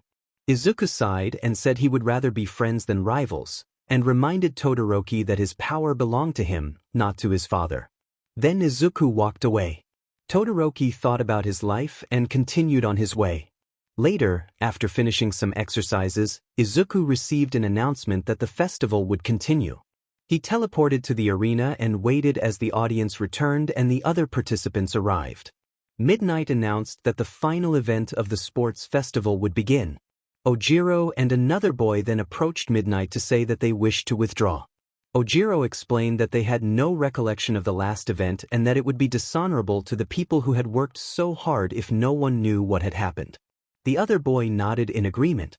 Midnight announced into the microphone that Tetsu and Ibra from Class 1B would replace the 2 people who had withdrawn. She then introduced the first match as Izuku Midoriya, who had taken first place in all of the events, versus Shinso Hitoshi, and reminded everyone that microphones were set up so whatever was said would be broadcast live. All the other participants left the arena, leaving Izuku on one side and Shinso on the other. Midnight dropped a yellow flag to signal that the match had started. Izuku activated his eye quirk and studied his opponent, who remained motionless. He assessed that Shinso had a mind control quirk and considered that meeting someone with that ability had been something he had wanted. Izuku decided not to speak and to rely on strength to push Shinso out of bounds, then charged. Shinso taunted Izuku about his quirks and his family, causing Izuku to stop mid-dash. Momo froze and covered her mouth, thinking that Shinso should not have said that. Tsuyu asked if there was something concerning Izuku and his father. Momo realized the whole class was staring at her with curiosity and stammered that Izuku's father had left when he was little. Uraraka suggested that Izuku would not be fazed by such a thing, but Momo privately thought that it was different because Izuku's father was one of the worst villains of the last century. She forced herself to recover, saying it was a touchy subject, especially now, and then realized she had implied something current was happening. Kirishima asked what she meant aloud. Momo searched for an excuse, and Bakugo interjected that Izuku's mother had just been released from the hospital and that he would likely go visit his father now, telling everyone to stop worrying and watch the fight. Momo sighed in relief. Shinso continued to taunt about Izuku's family and background. From the stands, All Might worried that Izuku must choose his next actions carefully. Shinso jabbed further, but Izuku met him with a smile and no answer. Izuku darted behind Shinso, grabbed him, and tried to throw him out of bounds. The two engaged in a tense, non-graphic struggle, each fighting for the upper hand and attempting to push the other out. Shinso nearly fell but held his ground until a stumble allowed Izuku to seize momentum and push him out of bounds. Midnight announced Izuku's victory and the crowd cheered. All Might and Momo both breathed a sigh of relief. Izuku immediately approached Shinso and offered a hand to help him up. Shinso accepted and apologized for provoking him, explaining that it had been part of the match and that there were no hard feelings. Izuku returned the gesture with a smile and said there were no hard feelings. Shinso admitted that he had wanted to win because many people told him his quirk was better suited for villains and that he wanted to prove them wrong and earn acknowledgement. Izuku smiled and told him that he did not have to beat Izuku to be acknowledged, and he indicated the cheering crowd as proof. Shinso glanced at the spectators, saw that they were cheering for him as well, and began to tear up. Izuku encouraged him, saying that he would be a great hero if he showed what he could do and urged him to prove those doubters wrong. He added that Shinso already had a fan. Shinso nodded through his tears, gave a genuine smile, and promised he would do it. Izuku said they needed to leave the arena and led Shinso into the tunnel, where they parted ways. The subsequent matches passed without incident, and the second round was displayed on a giant screen. Momo Yaoyorozu vs Tokoyami Fumikichi, Katsuki Bakugo vs Achiko Uraraka, Izuku Midoriya vs Ida Tenya, and Shoto Todoroki vs Eijiro Kirishima. Izuku grinned as he looked for Ida but could not find him, thinking it strange because Ida would never skip something like this. Bakugo stared at the screen in shock. Uraraka pumped her hand and signaled that she wanted a good fight, while Bakugo only nodded and kept his eyes on the display. He felt conflicted about fighting a girl given how destructive his quirk could be, but then turned to Uraraka and shouted that he would beat her badly. His tone, however, lacked the usual fierce edge. Uraraka noticed but remained silent. Midnight called for the first competitors to come forward. Jiro wished Momo and Tokoyami good luck, and the two nodded before making their way to the tunnels. Izuku gave them a thumbs up and wished them luck as well. Momo and Tokoyami entered the arena and took their positions on opposite sides. The match began with Dark Shadow launching an attack on Momo. She barely managed to fend off the assault with her shield, but Dark Shadow pressed the offense and forced her backwards with each strike. Momo realized she could not let the situation continue and searched for a way to turn Dark Shadow's momentum to her advantage. Momo Yaoyorozu thought of light and created multiple flash grenades, then threw them at Dark Shadow. The grenades detonated and Dark Shadow retreated to Fumikichi Tokoyami, who clicked his tongue in response. Momo shouted that she had known it and charged Tokoyami. When Dark Shadow did not obey, she struck it with another flash grenade, moved to stand directly in front of Tokoyami, formed batons, and engaged in combat. With her advantage in weapons, she quickly bested Tokoyami and pushed him out of bounds. Midnight announced Momo Yaoyorozu as the winner as the crowd cheered. In the next battle, Katsuki Bakugo faced Achiko Uraraka. Uraraka repeatedly charged toward Bakugo, trying to touch him to make him float, while Bakugo used explosions to force her to dodge and kept to a defensive pattern. This standoff continued for 10 minutes until Uraraka told Bakugo that he should stop holding back just because she was a girl and to come at her with everything he had. Bakugo responded by preparing a powerful explosion and rushing her. Each time Uraraka closed in, Bakugo used explosions to knock her back and prepared for another attack. Uraraka smiled, looked at Bakugo with mischief, and gathered the debris caused by the explosions. She used her quirk to lift the rubble and release it over Bakugo. Bakugo pointed his hands to the sky and unleashed a massive howitzer impact that shattered the falling debris and sent Uraraka out of bounds, landing on her stomach. Midnight announced Katsuki Bakugo as the winner. To everyone's surprise, Bakugo ran over to check on Uraraka. He demanded angrily whether she was okay, then rolled her onto her back to make sure she was conscious. Uraraka replied that she was okay but needed to see Recovery Girl. She tried to get up and could not. Bakugo muttered that she was reckless and, despite his gruffness, lifted her and carried her toward the tunnel to the nursing room, clearly concerned though reluctant to show it. Midnight then called for the next participants to come to the arena. When Izuku Midoriya arrived, Tenya Ida was nowhere to be seen, and murmurs spread through the stands. Izuku advanced and won by default, then immediately ran through the tunnels looking for Ida. Rounding a corner, he accidentally bumped into a large man surrounded by flames and realized it was Endeavor. Endeavor explained that he was looking for Shoto and assumed Izuku would be facing him. Izuku recalled Todoroki's story about Endeavor and confronted him coldly, asking what he wanted with Todoroki. Endeavor responded that it was none of Izuku's business and that Izuku's attitude needed work. Izuku accused Endeavor of treating Todoroki like a weapon and of abusing his family to forge a powerful successor.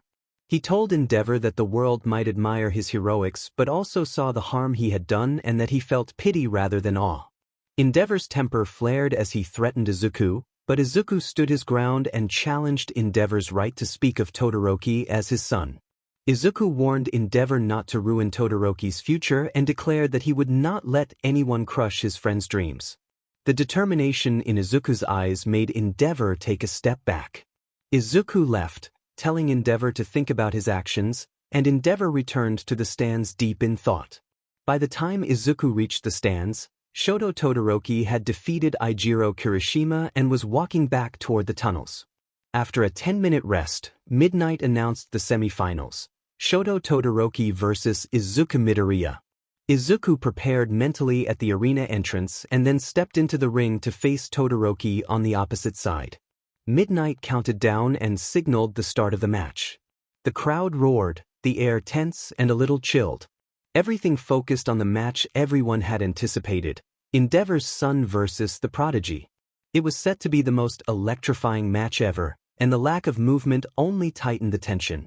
Izuku held his ground while Todoroki waited for him to make the first move, and the crowd roared its anticipation.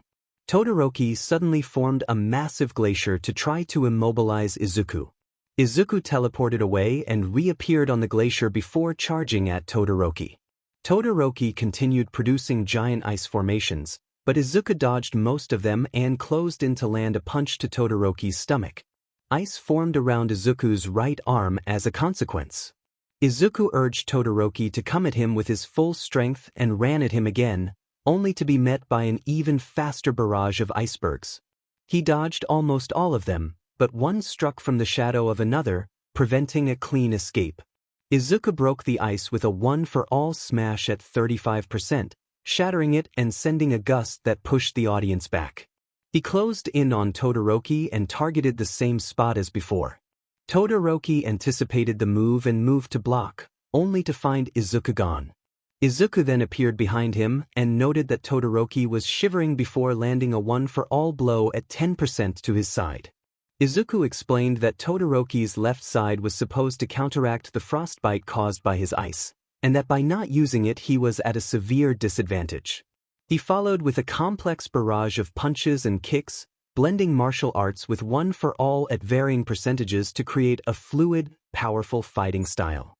Todoroki, who had trained in martial arts his whole life, barely kept pace and took many bruises but no serious injuries. The crowd and the pro heroes in attendance reacted with impressed murmurs. Izuku teleported away to catch his breath while Todoroki doubled over, struggling with the lingering effects of frost. Izuku asked why he did not use his fire and reminded him that he had asked for his full power, not half. Todoroki scowled and, between breaths, questioned why Izuku was asking what he already knew. Izuku stood and looked him in the eyes with firm determination, saying that he had spoken to Todoroki's father and that, while it might not be his place, Todoroki should not hold back his power because of him. Izuku reminded him that it was his life, his blood, his quirk, and that he should do what he wanted with it, not what someone else demanded. Todoroki's eyes widened as he realized what Izuku was trying to do. He snapped that no one would hire him to help and insisted he would reach the top by his own strength alone, charging forward while creating glaciers to distract. Izuku avoided the ice, breaking several pieces, but Todoroki suddenly appeared and delivered a blow before covering Izuku with ice. Izuku almost fell backwards but shattered the ice with his free arm, dropping to one knee. Izuku shouted that the fire was Todoroki's power, not his father's, and urged him to remember that he was his own person. Todoroki had a flashback to his mother saying similar things, tears coming to his eyes. He then asked why Izuku would risk the match for him. Izuku stood and said that Todoroki was his friend and the class's friend, reminding him that he had preferred building relationships to simply winning the match. He insisted he would help Todoroki because he was hurting and would not ignore that. Flames erupted on Todoroki's left side, and he allowed himself a small, tearful smile as the ice on his right side melted away. Izuku remarked that it had taken long enough, adopting a grin and taking a fighting stance. Todoroki, quietly offering thanks, charged at Izuku and met him in the center. In the stands, Endeavor sat stunned. He realized the green-haired student had convinced his son to change in a single day, a result Endeavor had sought for years. The emotion he felt was not triumph but a hollow regret. The audience recognized that Izuku had been trying to help his classmate overcome past trauma, and they were moved and inspired. The pro-heroes were impressed as well. Todoroki formed an enormous iceberg and followed with a powerful fire attack. Izuku teleported above the glacier and dropped into the flames, using a one-for-all smash to blow the fire aside but still suffering burns. He assessed that he could not teleport too close without taking damage. Izuku rose to his feet and announced his intent to end the match in one move. He charged one for all to full power in his arm while Todoroki raised his left hand and unleashed as much fire as he could manage. Izuku called upon his Detroit Smash and struck the air near Todoroki with tremendous force, creating wind pressure that rivaled the hero's legends. Fire from Todoroki and wind from Izuku collided in an explosive, non-graphic display of power. Midnight warned it was dangerous and attempted to use her quirk, and Cementos formed several cement walls to protect the audience. The two super moves shattered the barriers and met in the middle with a spectacular clash. The crowd gripped seats and railings to steady themselves, and some pro-heroes rushed to assist those who had not been quick enough to secure their balance. When steam and wind settled, the arena was in ruins, debris scattered everywhere. In the middle stood a boy with his hand raised, a pose that recalled All Might, while the other boy lay in a crater against the wall, unconscious. The announcer began to declare the winner. Midnight announced Izuku Midoriya. His shirt had been damaged during the match. The crowd exploded with applause and cheers at the insane display of power between the two top students. The pro-heroes watched in stunned silence. Gang Orca thought that such power meant the two already surpassed most current heroes in pure battle skill. Best Jeanist thought that their destructive power could make them top heroes someday and that his agency would welcome people like them. Izuku then promptly collapsed. 20 minutes later, he found himself in a hospital bed, with Todoroki in a bed on the other side of the room. Izuku wondered where he was, and Recovery Girl grumbled that he was in the nursing room of the arena and had gone past his limit again. Recovery Girl added that his friends had tried to visit earlier but had been turned away and were probably waiting in the stands. Izuku suddenly remembered the match and asked if he had missed it. Recovery Girl told him not to get worked up and explained that he had missed the other semi-final match. The explosion-wielding student had won. Izuku lowered his head and felt sad that Momo had lost, though he noted it was understandable given her opponent. He then asked if that meant he would face Katsuki Bakugo in the finals. Recovery Girl said he was too injured to fight until she cleared him to. Izuku flexed his arm and tested his body. To his surprise, he felt fine and almost energetic. He begged Recovery Girl to let him fight. After doing a thorough check with medical instruments, Recovery Girl cleared him but warned him not to go all out, since his body could not handle that. She told him to go and that she had other matters to attend to. Izuku thanked her, jumped out of bed, and ran to the stands where his classmates were. When he arrived they were murmuring, then cheered and congratulated him on his win. Midnight began to announce that the finals might be cancelled due to a participant being unable to fight, but a messenger whispered to her and she then declared that the participant had just been cleared. Midnight called for Izuku Midoriya and Katsuki Bakugo to make their way to the center. Izuku turned to Bakugo and told him he hoped they could have a good fight. Bakugo told him to make a portal. Izuku opened the portal. They stepped through and took opposite sides of the arena. Midnight declared the finals open. Izuku activated his eye ability and began reading Bakugo's movements. Bakugo charged and launched an explosion at Izuku's face.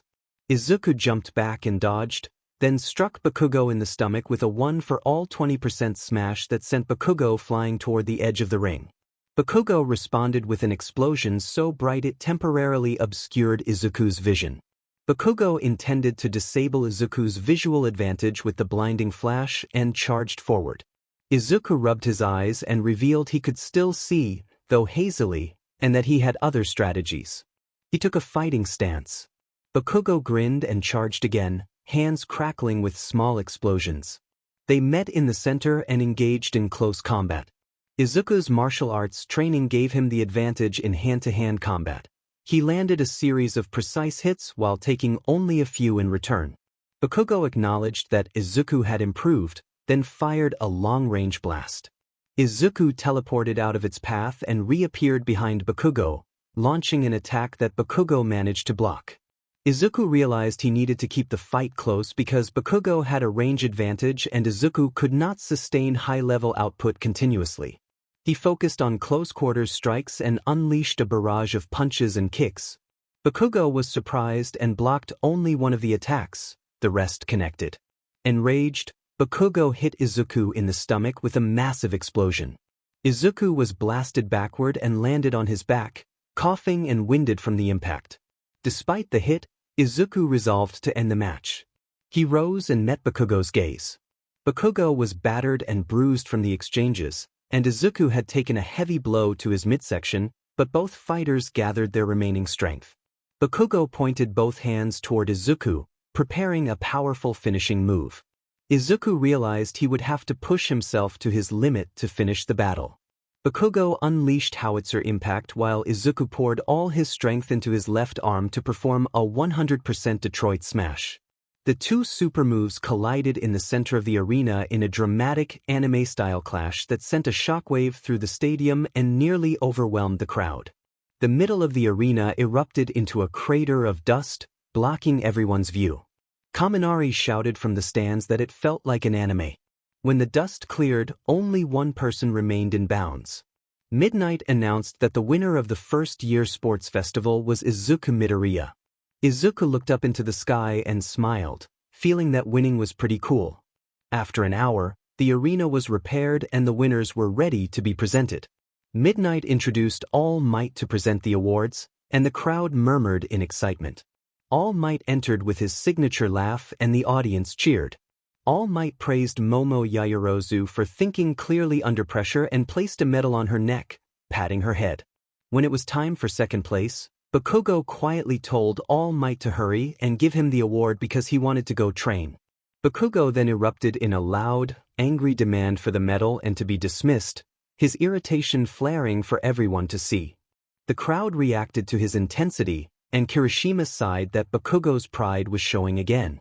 All Might then announced Izuku's first-place finish, praising his battle sense, quick thinking, ingenuity, strength, and selfless determination to protect others. All Might hugged Izuku warmly. He whispered to Izuku that he was truly proud, and Izuku nearly squeaked in surprise. All Might then invited the audience to join him, counted down, and led the crowd in a unified call of further beyond. Confetti sprayed everywhere. One voice complained loudly about the noise, but nobody paid it any attention. Uraraka, Momo, and Kirishima ran up to Izuku and Bakugo and called for them to come over. Kirishima asked if they wanted to walk to the bus together, and Izuku agreed. Bakugo muttered a curt comment about spiky hair. Kirishima introduced himself and teased Bakugo about keeping his cool. As they walked to the bus, they chatted about the sports festival. At the bus stop, several passengers recognized them and asked for pictures and autographs. Izuku smiled with embarrassment as fans pointed out the first, second, and third place finishers. One passenger grumbled that pictures were annoying, but the students obliged and posed anyway. The bus ride back to UA was quiet and long. When they arrived at UA, they hurried into the school. The bell rang as they entered, and Aizawa walked in with his usual scowl. He told the class to sit down and announced that they would be having an internship program with pro-hero agencies, based on the requests generated by their performances in the sports festival. He revealed a list on the board showing how many requests each student had received. The top counts were shown clearly: Izuku Midoriya, 4,789, Shoto Todoroki, 4,219, Momo Yaoyorozu, 4,178, Katsuki Bakugo, 3. The students crowded to look at the list, buzzing with surprise and curiosity. Kaminari asked why Bakugo had fewer requests than Momo and Todoroki despite his second-place finish. Kirishima joked that pro-heroes might be wary of Bakugo's temper. Bakugo snapped angrily and demonstrated his intensity with a sudden flare of his quirk, making the classroom tense. Izuku moved to calm him, telling him to stop shouting. Uraraka chimed in that Bakugo's personality wasn't as bad as the teasing suggested. Bakugo muttered something dismissive under his breath. Sir, asked Izuku which agency he would choose, noting that with so many requests it would be a difficult decision. Izuku admitted he wasn't sure because he hadn't seen the full list of pro-heroes yet. Someone pointed out that the list should be on Aizawa's desk and that he must have forgotten to hand it out. The students gathered at Aizawa's desk to collect the list and begin making their choices. Ida shouted that it would be dishonorable to touch the teacher's sacred texts, using his arm in his signature bio movements. Kaminari ignored him and began handing the papers out to everyone. The students took their papers, went to their seats, and studied their assignments. Izuku apologized to Ida with an amused sigh that he could not stop them when they acted like this. The next day, Aizawa announced that they were going to internships and asked each student to write the name of the hero they would be interning with. The students handed their papers to him, and Aizawa reviewed the notes, musing that Bakugo with Best Genist would be interesting, as would Ida with Manual. He noted that Momo had chosen MD Lady and Izuku had chosen Kamui Woods, and he considered that the two might end up working together because of the agency's similar connections. He decided he would call them in advance. Aizawa told the class to be ready for the train in 10 minutes and to bring their costumes. Later, at the station, he directed students to their respective trains, assigning Bakugo to train F, Izuku and Momo to train D, and Ida to train E. Mina asked if Momo and Izuku were really going to the same place. Izuku replied that he was headed to Kamui Woods and that he had been a fan since Kamui Woods' debut. Momo explained that she had chosen MT Lady to learn about the popularity aspect of being a hero. Mina observed that their agencies were connected and found that interesting. Kaminari teased that they seemed likely to stick together, and the others laughed. Izuku and Momo protested in embarrassment, their faces flushed. Aizawa told them to hurry or they would miss their trains. Izuku and Momo breathed a sigh of relief and boarded their train, taking seats in a quieter car. They were initially silent because of the earlier teasing. Izuku tried to break the awkwardness by commenting that it was a strange coincidence for them to end up at the same place. Momo replied with a nervous laugh that it would be even worse if they had to live together. Izuku bantered about not invoking the author's imagination, and they shared a small, embarrassed laugh. The journey to the agency took about 3 hours. An hour into the ride, Momo dozed off and rested quietly. Izuku kept an unobtrusive watch to make sure she was comfortable. As the train approached their stop, Izuku gently advised Momo that their stop was near. Momo woke, apologized for falling asleep, and Izuku reassured her that it was fine. They then discussed what the agency might be like, with Momo expecting a modern facility suited to a hero known for popularity. When the train stopped, they left together and walked through Hosa City for about 20 minutes until they arrived at a massive glass building that looked technologically advanced, more like a modern corporate complex than a traditional hero office. As they took in the sight, a lady appeared behind them in civilian clothes, carrying a bag of groceries, and Kamui Woods arrived wearing his wooden mask and casual clothes. Kamui Woods called after someone named you and then introduced the two interns. He gestured toward the building and suggested they go inside, and a lady invited them in. Thus the internships began, and neither Izuku nor Momo knew how much they would learn about being professional heroes. Izuku was awed by the size of the facility as he walked into the building. MT Lady explained that the agency had everything a hero organization needed and that its size reflected those needs. Momo asked why it had to be so large. Kamui Woods replied that they needed space for the technical team, housing for many employees, and that the agency did more than support heroes.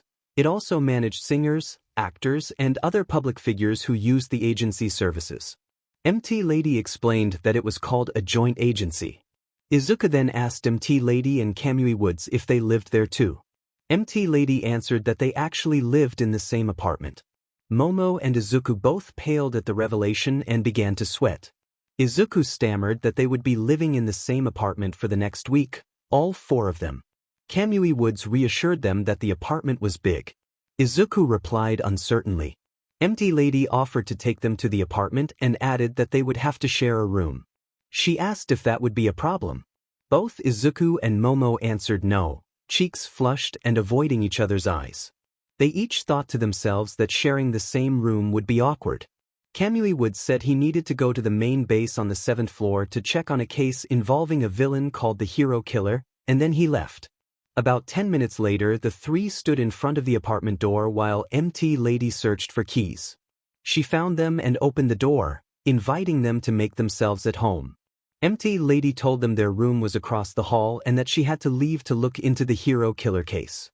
After MT Lady left, Izuku and Momo walked to their room and opened the door. The small, clean room looked barely used. A desk and a bookshelf took up half the space. It was very simple, and there was only one bed. Izuku and Momo shouted in surprise. Meanwhile, MT Lady joined Kamui Woods at a computer. MT Lady asked if they thought Izuku and Momo would be good heroes. Kamui Woods said they would, if guided down the right path. MT Lady then asked whether they looked like a good couple. Kamui Woods recalled that Aizawa had warned they were dense about such things. MT Lady laughed at their level of obliviousness and, with a mischievous grin, admitted she supported the idea of the two getting together and suggested they might try to encourage that. Kamui Woods said she could be frightening when she got like that, then returned to his work and mentioned that the Hero Killer looked likely to strike next in the city. MT Lady grew serious and said they were in a dilemma. They could not deny the trainees' real hero experience, but if they encountered the Hero Killer in the field, it could be dangerous. Kamui Woods agreed they would need to be very careful. Izuku and Momo assumed there had been a mistake about the single bed and protested that there was no way they were expected to sleep there together. Izuku said he would put his things in the living room for now, and Momo agreed that they should wait for MT Lady and Kamui Woods to return. When MT Lady and Kamui Woods came back, MT Lady asked why they had not left their things in the room. Momo asked if they were supposed to share the bed, and MT Lady explained that there was only one bed in the room and they would have to use it. She added that it was part of their hero training, intended to teach cooperation in any situation. Izuku nodded and carried his things into the room, followed by Momo. When they returned to the living room, they found MT Lady and Kamui Woods preparing their hero costumes. MT Lady urged the trainees to put on their costumes because they were going on patrol. Izuku remarked that it was quick, then changed into his costume, followed by Momo. The patrol was uneventful, and the trainees were reminded that life as a hero did not always mean excitement. They returned to the apartment at 9:30 p.m. and were told to get some rest. That night they did their best to keep some distance given the small bed. They fell asleep late after trying to settle without contact. During sleep, Momo shifted to keep comfortable and Izuku adjusted his position as well.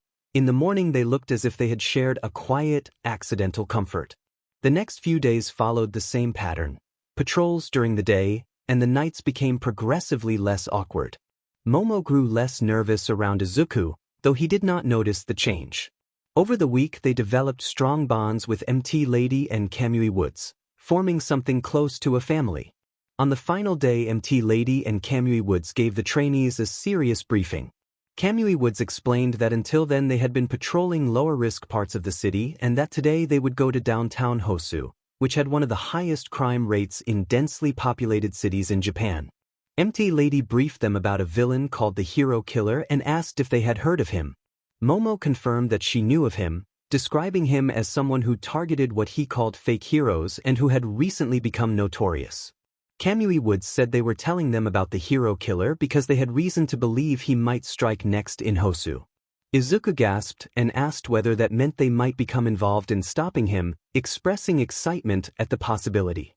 MT Lady immediately responded with worry, saying that was exactly the issue they had wanted to discuss. Kamui Woods warned Izuku and Momo that he and the other pros knew they could not resist being heroic and instructed them that if they encountered Stain they were to turn around and run, contact the professionals, and not engage in battle. Izuku acknowledged the order but asked what they should do if a situation could not wait. Kamui Woods replied that he trusted their judgment and told them the patrol would run for 3 hours until 11 o'clock. 10 minutes later, the four of them were patrolling the city. Unlike the quiet weeks before, the night had already been hectic. They had resolved many incidents and stopped 13 villains by 8 in the evening. Lady wiped her brow and observed that the shift was exhausting. Izuku answered quietly that he agreed. Kamui Woods asked if something was bothering him. Izuku explained that he was worried about a friend Ingenium, the pro hero, had been attacked by Stain and survived, and Izuku's friend, Ingenium's younger brother, had not seemed the same since the assault. MT Lady recalled that Ingenium had been one of Stain's latest victims and the only one to survive. Momo added that she had assumed the younger brother's behavior was trauma and that he would recover. Izuku confessed that he thought they had not paid enough attention. For his internship, the younger brother had chosen to work with the Pro Hero Manual, who was based in Hosu. Kamui Woods reflected that their intelligence suggested Stain might strike that day. He had been inactive all week and that Manual was on patrol in their area. If they were lucky, they might encounter Manual and the younger brother and try to stop him from acting rashly. Momo's face paled as she suggested that the younger brother might have deduced Stain would strike in Hosu and had attached himself to any hero there to find Stain, spoken with a trembling voice. Izuku finished the thought. In other words, he was looking for revenge. Kamui Woods agreed that this was worrying and reiterated the risk. A sudden scream cut through the conversation. Civilians were running away from the other side of a building in a panic. Lady shouted that there must be a villain and ran toward the sound, followed closely by the others. When they reached the scene, they found a white-winged Nomo harassing a couple who had not been able to escape. Kamui Woods ordered everyone to prioritize saving the civilians and sprang into action. Another scream came from a nearby area. MT Lady told Izuku and Momo to go find the source of those screams and stop whatever villains were there, assuring them that the pros would handle the current Nomu and granting them emergency permission to use their quirks. Izuku and Momo nodded and ran toward the new disturbance. As they ran, both realized that the appearance of a Nomu meant the League of Villains might be involved and that the situation looked very bad. When they arrived at the next scene, they found a multitude of heroes trying to fight another off-white Nomu without wings. The heroes were struggling to contain the monster, which was spewing fire and putting civilians in danger while overwhelming the rescuers. Izuku ran to one of the heroes hiding behind a car and asked whether he was the Pro Hero Manual. The hero confirmed that he was Manual and said he had seen Ida run off but had been unable to find him because of the monster. They needed to focus on containing the Nomu. Izuku's expression grew troubled, but he turned his attention to assessing the creature and activated his eye-based analytical quirk. He identified the Nomu's capabilities: fire breath, super regeneration, armor, and super strength. Izuku suggested that Momo might be better suited to devising a plan. Momo thought through the problem and concluded that the super regeneration would be the most difficult trait to overcome. She determined that carbonizing cells would prevent regeneration, which meant they needed extreme heat on the order of the top. Fire pros. She proposed creating incendiary grenades but said she would need a few minutes to research the ingredients. If Izuku could hold the Noma down for that time, they should be able to neutralize it. Izuku accepted the task and moved in. The watching pros mentally noted that these two interns were acting with the experience of seasoned heroes. Izuku decided not to try to match the Nomu's strength directly. Instead, he relied on speed and martial techniques. He used bursts of his power to move around the Nomu, striking repeatedly with targeted force while avoiding the armored parts. The exchange continued for several minutes, with Izuku darting between attacks to keep the Nomu occupied. Eventually, Momo finished the incendiary devices and handed them to Izuku. He welcomed the relief and prepared for the final move.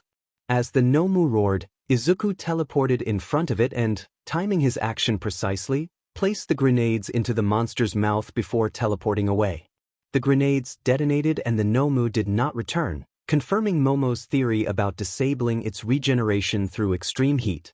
With the immediate threat gone, Izuku turned to Manuel and asked where Ida had gone.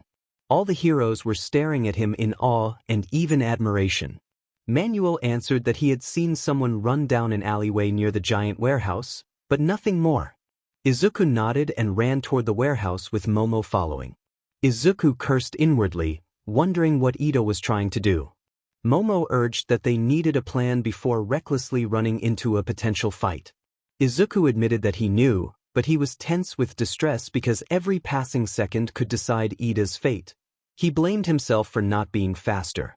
Momo snapped that panicking would not help and told him to remain calm. After an internal struggle, Izuku apologized for being irrational. Momo told him not to worry and said they first had to confirm whether Ida was really in danger and then make a plan. Izuku looked up at the top of the warehouse. It was still far, but he decided to open a portal and hoped they would not be noticed. He created the portal and gestured for Momo to go first. When they both passed through, they found a clear rooftop with a brilliant view of the stars, but they were not there to admire the night sky. They peered over the rooftop into an alleyway and what they saw froze them. Native, the pro hero, was badly wounded and propped against a wall, clearly in rough shape. Ida lay on the ground, pinned by a blade lodged in his arm, while the hero killer Stain approached with a sword in hand, speaking as he moved closer. Momo asked what they should do, her voice trembling but threaded with determination to save their friend. Izuku admitted he did not know for certain. He acknowledged that this was one of the worst situations for them. They were not supposed to engage Stain, but they could not leave Ida to die. Momo framed it as a question of morality: follow teacher's orders or try to save a life. Izuku found clarity and decided he could not stand by. He told Momo that he would go to save Ida regardless of what Kamui Woods or MT Lady might do, and that he would understand if she chose to leave to avoid risking herself. Momo smiled and refused to leave, insisting she would not abandon him. They agreed to focus on getting Ida and Native away from Stain. Momo told Izuku to keep Stain occupied while she put her plan together. Izuku nodded and prepared to jump into the fray. Stain taunted Ida as he advanced, questioning whether seeking revenge was what a true hero would do and saying he might deal with two people that night. He raised his sword and aimed at Ida's torso. In an instant, Izuku teleported between the blade and Ida and with a quick motion caused the blade's cutting edge to vanish, leaving Stain only the hilt. Stain reacted with outrage and demanded to know who the kid was and whether he was another fake hero. Izuku positioned himself defensively and identified himself as a friend of the person Stain had been attacking, and he assumed the man before him was the hero killer. Stain asked if Izuku was a fake hero and warned that he would kill him along with the others if so.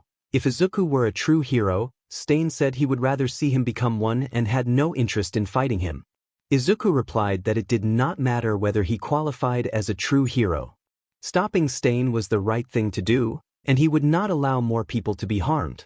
Stain charged, slashing with his serrated blade, and pressed a relentless assault. Izuku dodged and weaved through the attacks, barely touched. Stain taunted Izuku about his motives, fame or money, while continuing to strike. Izuku answered that sometimes his body acted on instinct, and other times he acted because it felt right. What mattered was his certainty that failing to try to save others would make him no hero. He vowed to keep trying to save the world, and his conviction left those watching momentarily stunned. Stain leapt back and landed several meters away from Izuku, Ida, and Native. He said he saw that Izuku might be a true hero and pulled out two knives, telling the young man to leave and spare himself. He added that the two heroes with them did not deserve to live and that Izuku should continue on the path he claimed he wanted. Izuku refused to back down and said he would not let Stain hurt anyone else. Stain sighed and raised his knives, preparing to press the attack. He warned the kid not to say he had not been warned, then lunged at Izuku with blinding speed. Izuku immediately opened a portal and sent Native, who was more injured, through it. The portal led to the rooftop where Momo waited with medical supplies. Before Izuku could send Ida through the portal, Stain appeared beside him and almost stabbed him in the gut. Izuku caught the hand that held the knife when it was inches from his stomach and twisted the hero killer's wrist, forcing him to drop the blade. Ida insisted that this was his fight, but Izuku did not answer, too focused on Stain. They engaged in close combat. Izuku read Stain's moves and countered them with precise timing, but Stain's speed and experience kept him in the fight. Stain jumped back and landed crouched on a dumpster, smirking as he brought his knife up to examine the blade, which sported a faint stain. Izuku looked down to find a small nick on his hand and suddenly fell. Paralyzed, he had checked Stain's quirk earlier and realized he had forgotten about that danger in the midst of combat. Breathing heavily, Stain picked up a sword. He praised Izuku as one of the best opponents he had faced and then declared that, regardless of skill, he would win. He said he would spare Izuku but that Ida merited no mercy. As he brought the sword down toward Ida, a sudden burst of flames interrupted the attack. A figure in the shadows observed the difficult situation and stepped forward, revealing white and red hair and a healed burn near one eye. Todoroki had arrived. Momo explained that she had texted everyone in the class to come if they could, and Todoroki was the only one who managed to get there while Izuku was fighting Stain. Izuku praised Momo for the idea and expressed how grateful he was to have her help. Momo blushed. Izuku, flustered, corrected himself and insisted he meant he was lucky to have her as a friend and ally. Stain growled that they should stop talking and get on with it. Izuku warned Todoroki not to let Stain ingest his blood, explaining that the villain's quirk could paralyze anyone whose blood he consumed and that blood types seemed to affect how long the paralysis lasted. Todoroki acknowledged the warning and prepared to keep his distance. Stain lunged at Todoroki and slashed toward his chest, but Todoroki answered with a blast of fire that forced Stain to retreat. Studying Todoroki, Stain remarked that he appeared related to Endeavor and suggested he would settle for his son. He attacked again, and Todoroki produced another fire blast to push him back. Anticipating the counter, Stain threw a knife through the fire. Todoroki created an ice barrier that stopped the knife, but when he looked beyond the barrier, Stain had vanished.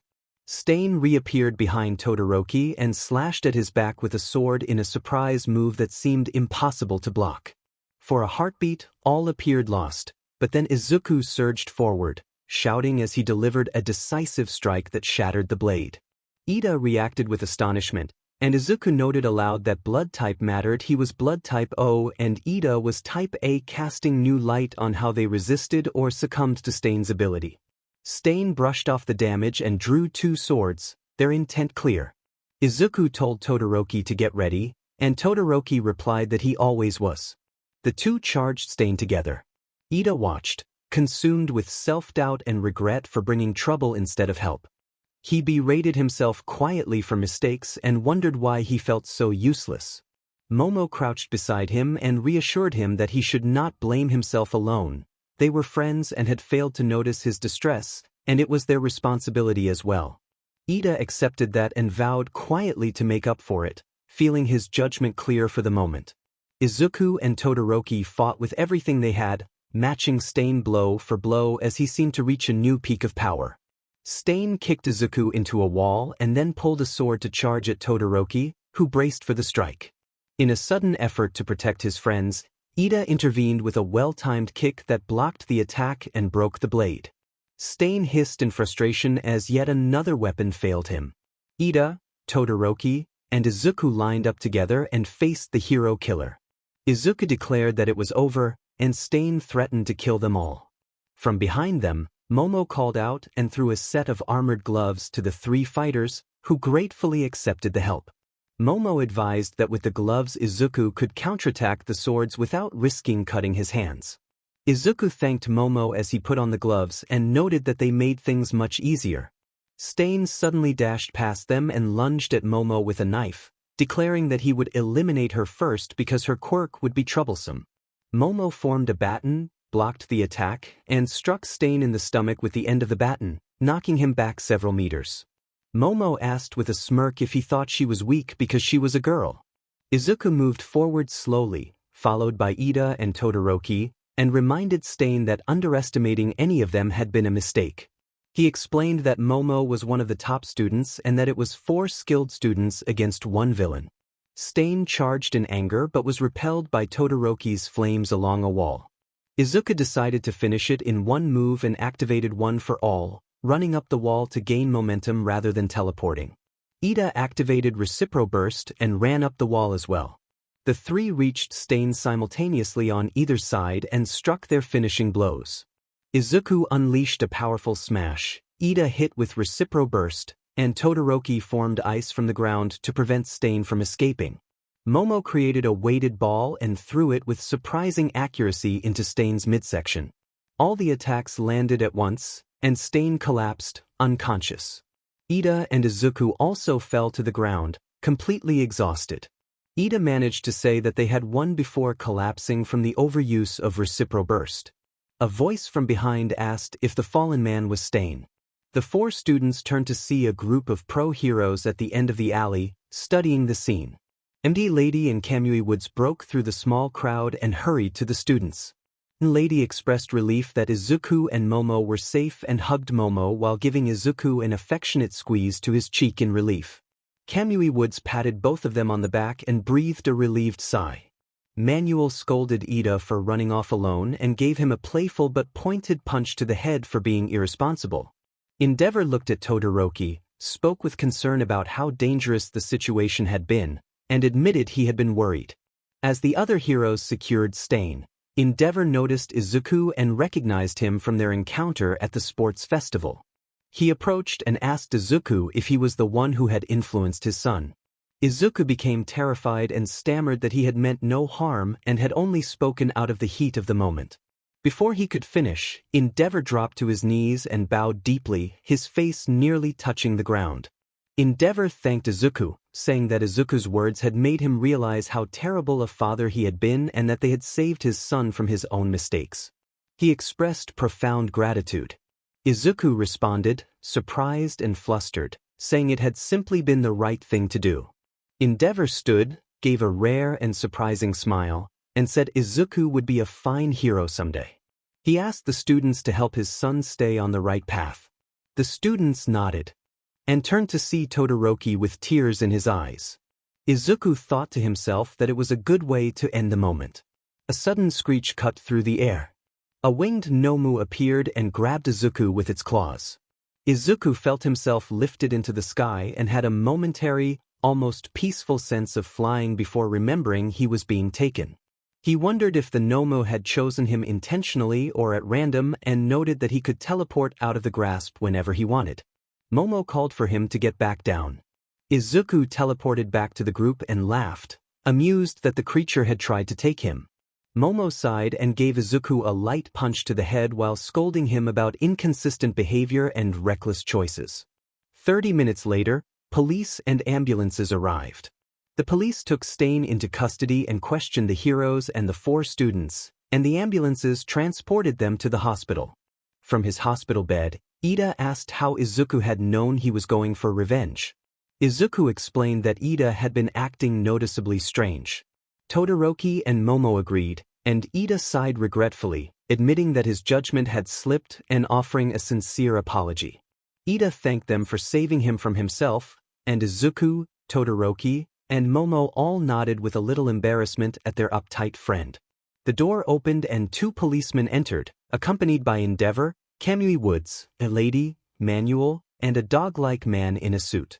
The dog-like man introduced himself as Kenji Tsuragami, the chief of the Hosu police force, and said he had heard that the 4 students had captured Stain. All 4 students nodded nervously, wondering why the police chief had come. Kenji sat in a nearby chair and explained that, ordinarily, he would have had to arrest them for misconduct and misuse of their quirks, but he had been informed that the pro-heroes they were interning with had given them permission to act. Kamui Woods pressed his hands together, leaned forward, and warned them that until they earned hero licenses they were not permitted to use their quirks in public for hero work, and that doing so would lead to being treated as villains. The 4 students nodded again, already familiar with the law. Kenji thanked them for what they had done, noting that the police had been working overtime trying to find Stain and that the students had solved the problem with minimal damage to the city and few injuries to innocents. He said they would have to inform the media who had defeated Stain so the students would receive proper recognition, then bowed and stood to leave. As he exited, Kenji added that the police would need to speak with the pro-heroes who had recklessly authorized the students to use their quirks, and he left the room, leaving the students and the pro-heroes in silence. The lady scolded Izuku and Momo loudly while playfully tapping their heads, complaining that they had gotten her in trouble with the police and expressing disappointment in the two of them. She told Shinji to help scold them. Kamui Woods backed away in nervousness and suggested they did not need to be scolded further, insisting that the students had learned their lesson. Izuku and Momo agreed timidly. The others in the room observed how close they all seemed, like a family. The lady sighed, crossed her arms, and told them to promise never to do it again. Izuku and Momo quickly nodded to appease her. An hour later, Todoroki, Izuku, and Momo were discharged from the hospital after only sustaining superficial injuries. Ida would remain another day before being released. Todoroki left immediately, saying he had to meet his father, and Izuku and Momo found themselves alone at the hospital doors. Momo asked what they should do next, noting that their internships had just ended and their belongings had already been sent back to the dorms by MT Lady and Kamui Woods. Izuku admitted the ending had been sour but said they had still learned a lot. Momo glanced at her watch and realized it was already 10 p.m. Izuku grew alarmed because the trains from Hosutie did not run after 9:30 p.m. on Thursdays. With no taxis nearby, Izuku asked if he could make a portal.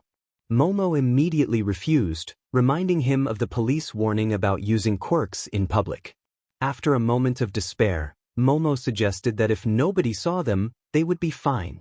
Izuku grinned and created a portal to the dorms, gesturing for Momo to go first. Momo rolled her eyes but stepped through, followed by Izuku. When they arrived, most of Class 1A and several students from Class 1B were gathered in the lounge, all talking at once. Kirishima ran over and announced excitedly that Stain had been defeated. Izuku and Momo exchanged confused looks, since they knew they had been the ones to stop him. The class dragged them toward a large television where a live interview was being broadcast.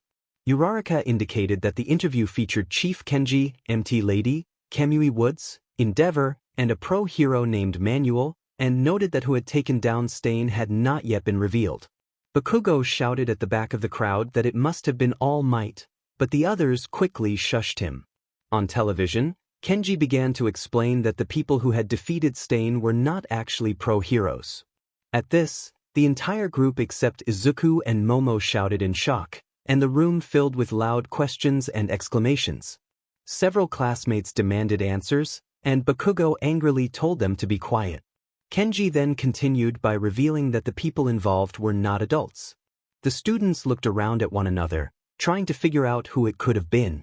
Kenji explained that there had been 4 people, all working together to defeat Stain. They were students, interning to be heroes, and they had allowed their names to be disclosed. Jiro suggested that if they were students interning, they must be from UA or Shiketsu, since the other schools probably did not have anyone who could stand up to Stain.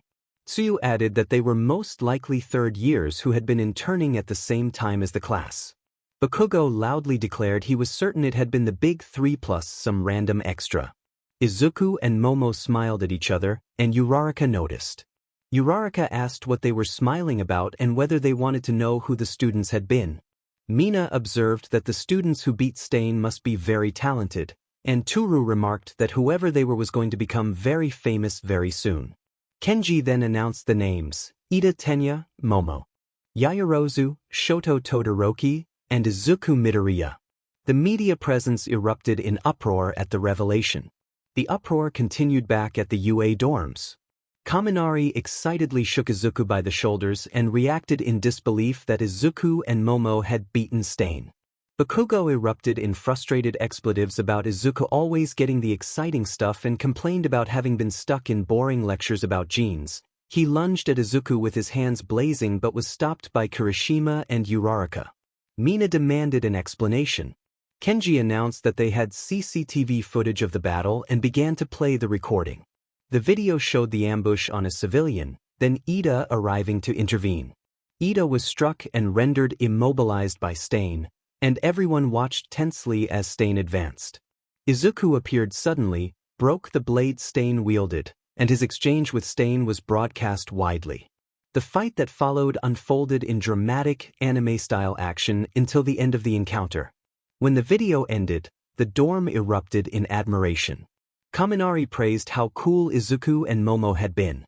Uraraka gently patted Izuku on the head and praised his words to Stain. From the back, Bakugo angrily pointed out that Izuku not only defeated Stain but also made a memorable speech, and that Izuku would become even more famous because of it. Jiro approached Momo with excitement and asked if she could teach him how she had handled Stain in a weapons battle. Todoroki walked into the dorms and was immediately surrounded by the eager group. Izuku and Momo exchanged a tired sigh, then shared a brief laugh at the sudden attention. Izuku commented that the situation was getting interesting, and Momo agreed. Everyone turned back to the TV to watch the rest of the interview. A reporter asked MT Lady about the two students who had interned under her and Kamui Woods. MT Lady praised them as promising heroes and invited them to visit, offering encouragement. She also teased them about their relationship and urged them, light-heartedly, to consider it, which made Izuku and Momo blush and avoid each other's eyes. The rest of the class laughed and nodded in agreement. Aizawa then entered and reminded everyone that curfew had ended 10 minutes ago, warning them to return to their dorms before he took disciplinary action. After Class 1B left, Class 1A went to their rooms as it was getting late. Izuku lay down and turned over Stain's words in his mind. He found the idea of what it meant to be a true hero intriguing, and then fell asleep from exhaustion after a long week. In another location, Shigaraki watched the broadcast with interest and reported to the man on the monitor that the students had taken care of Stain. The man confirmed he had learned the same and said that, while Stain had been a formidable opponent, there were more important matters to attend to. He told Shigaraki that he had gathered an elite group he had promised, handpicked and pledged to Shigaraki's cause. Shigaraki grinned and laughed maniacally at the prospect. When Shigaraki asked what their objective should be next, the man answered that they should strike at the heroes in a way that would break them, and suggested kidnapping some of the most promising students. Shigaraki selected 2 photographs from a pile and indicated that he wanted the 2 students pictured. One photograph showed a green-haired student, the other showed a young man with ashy blonde hair. Quite an interesting choice.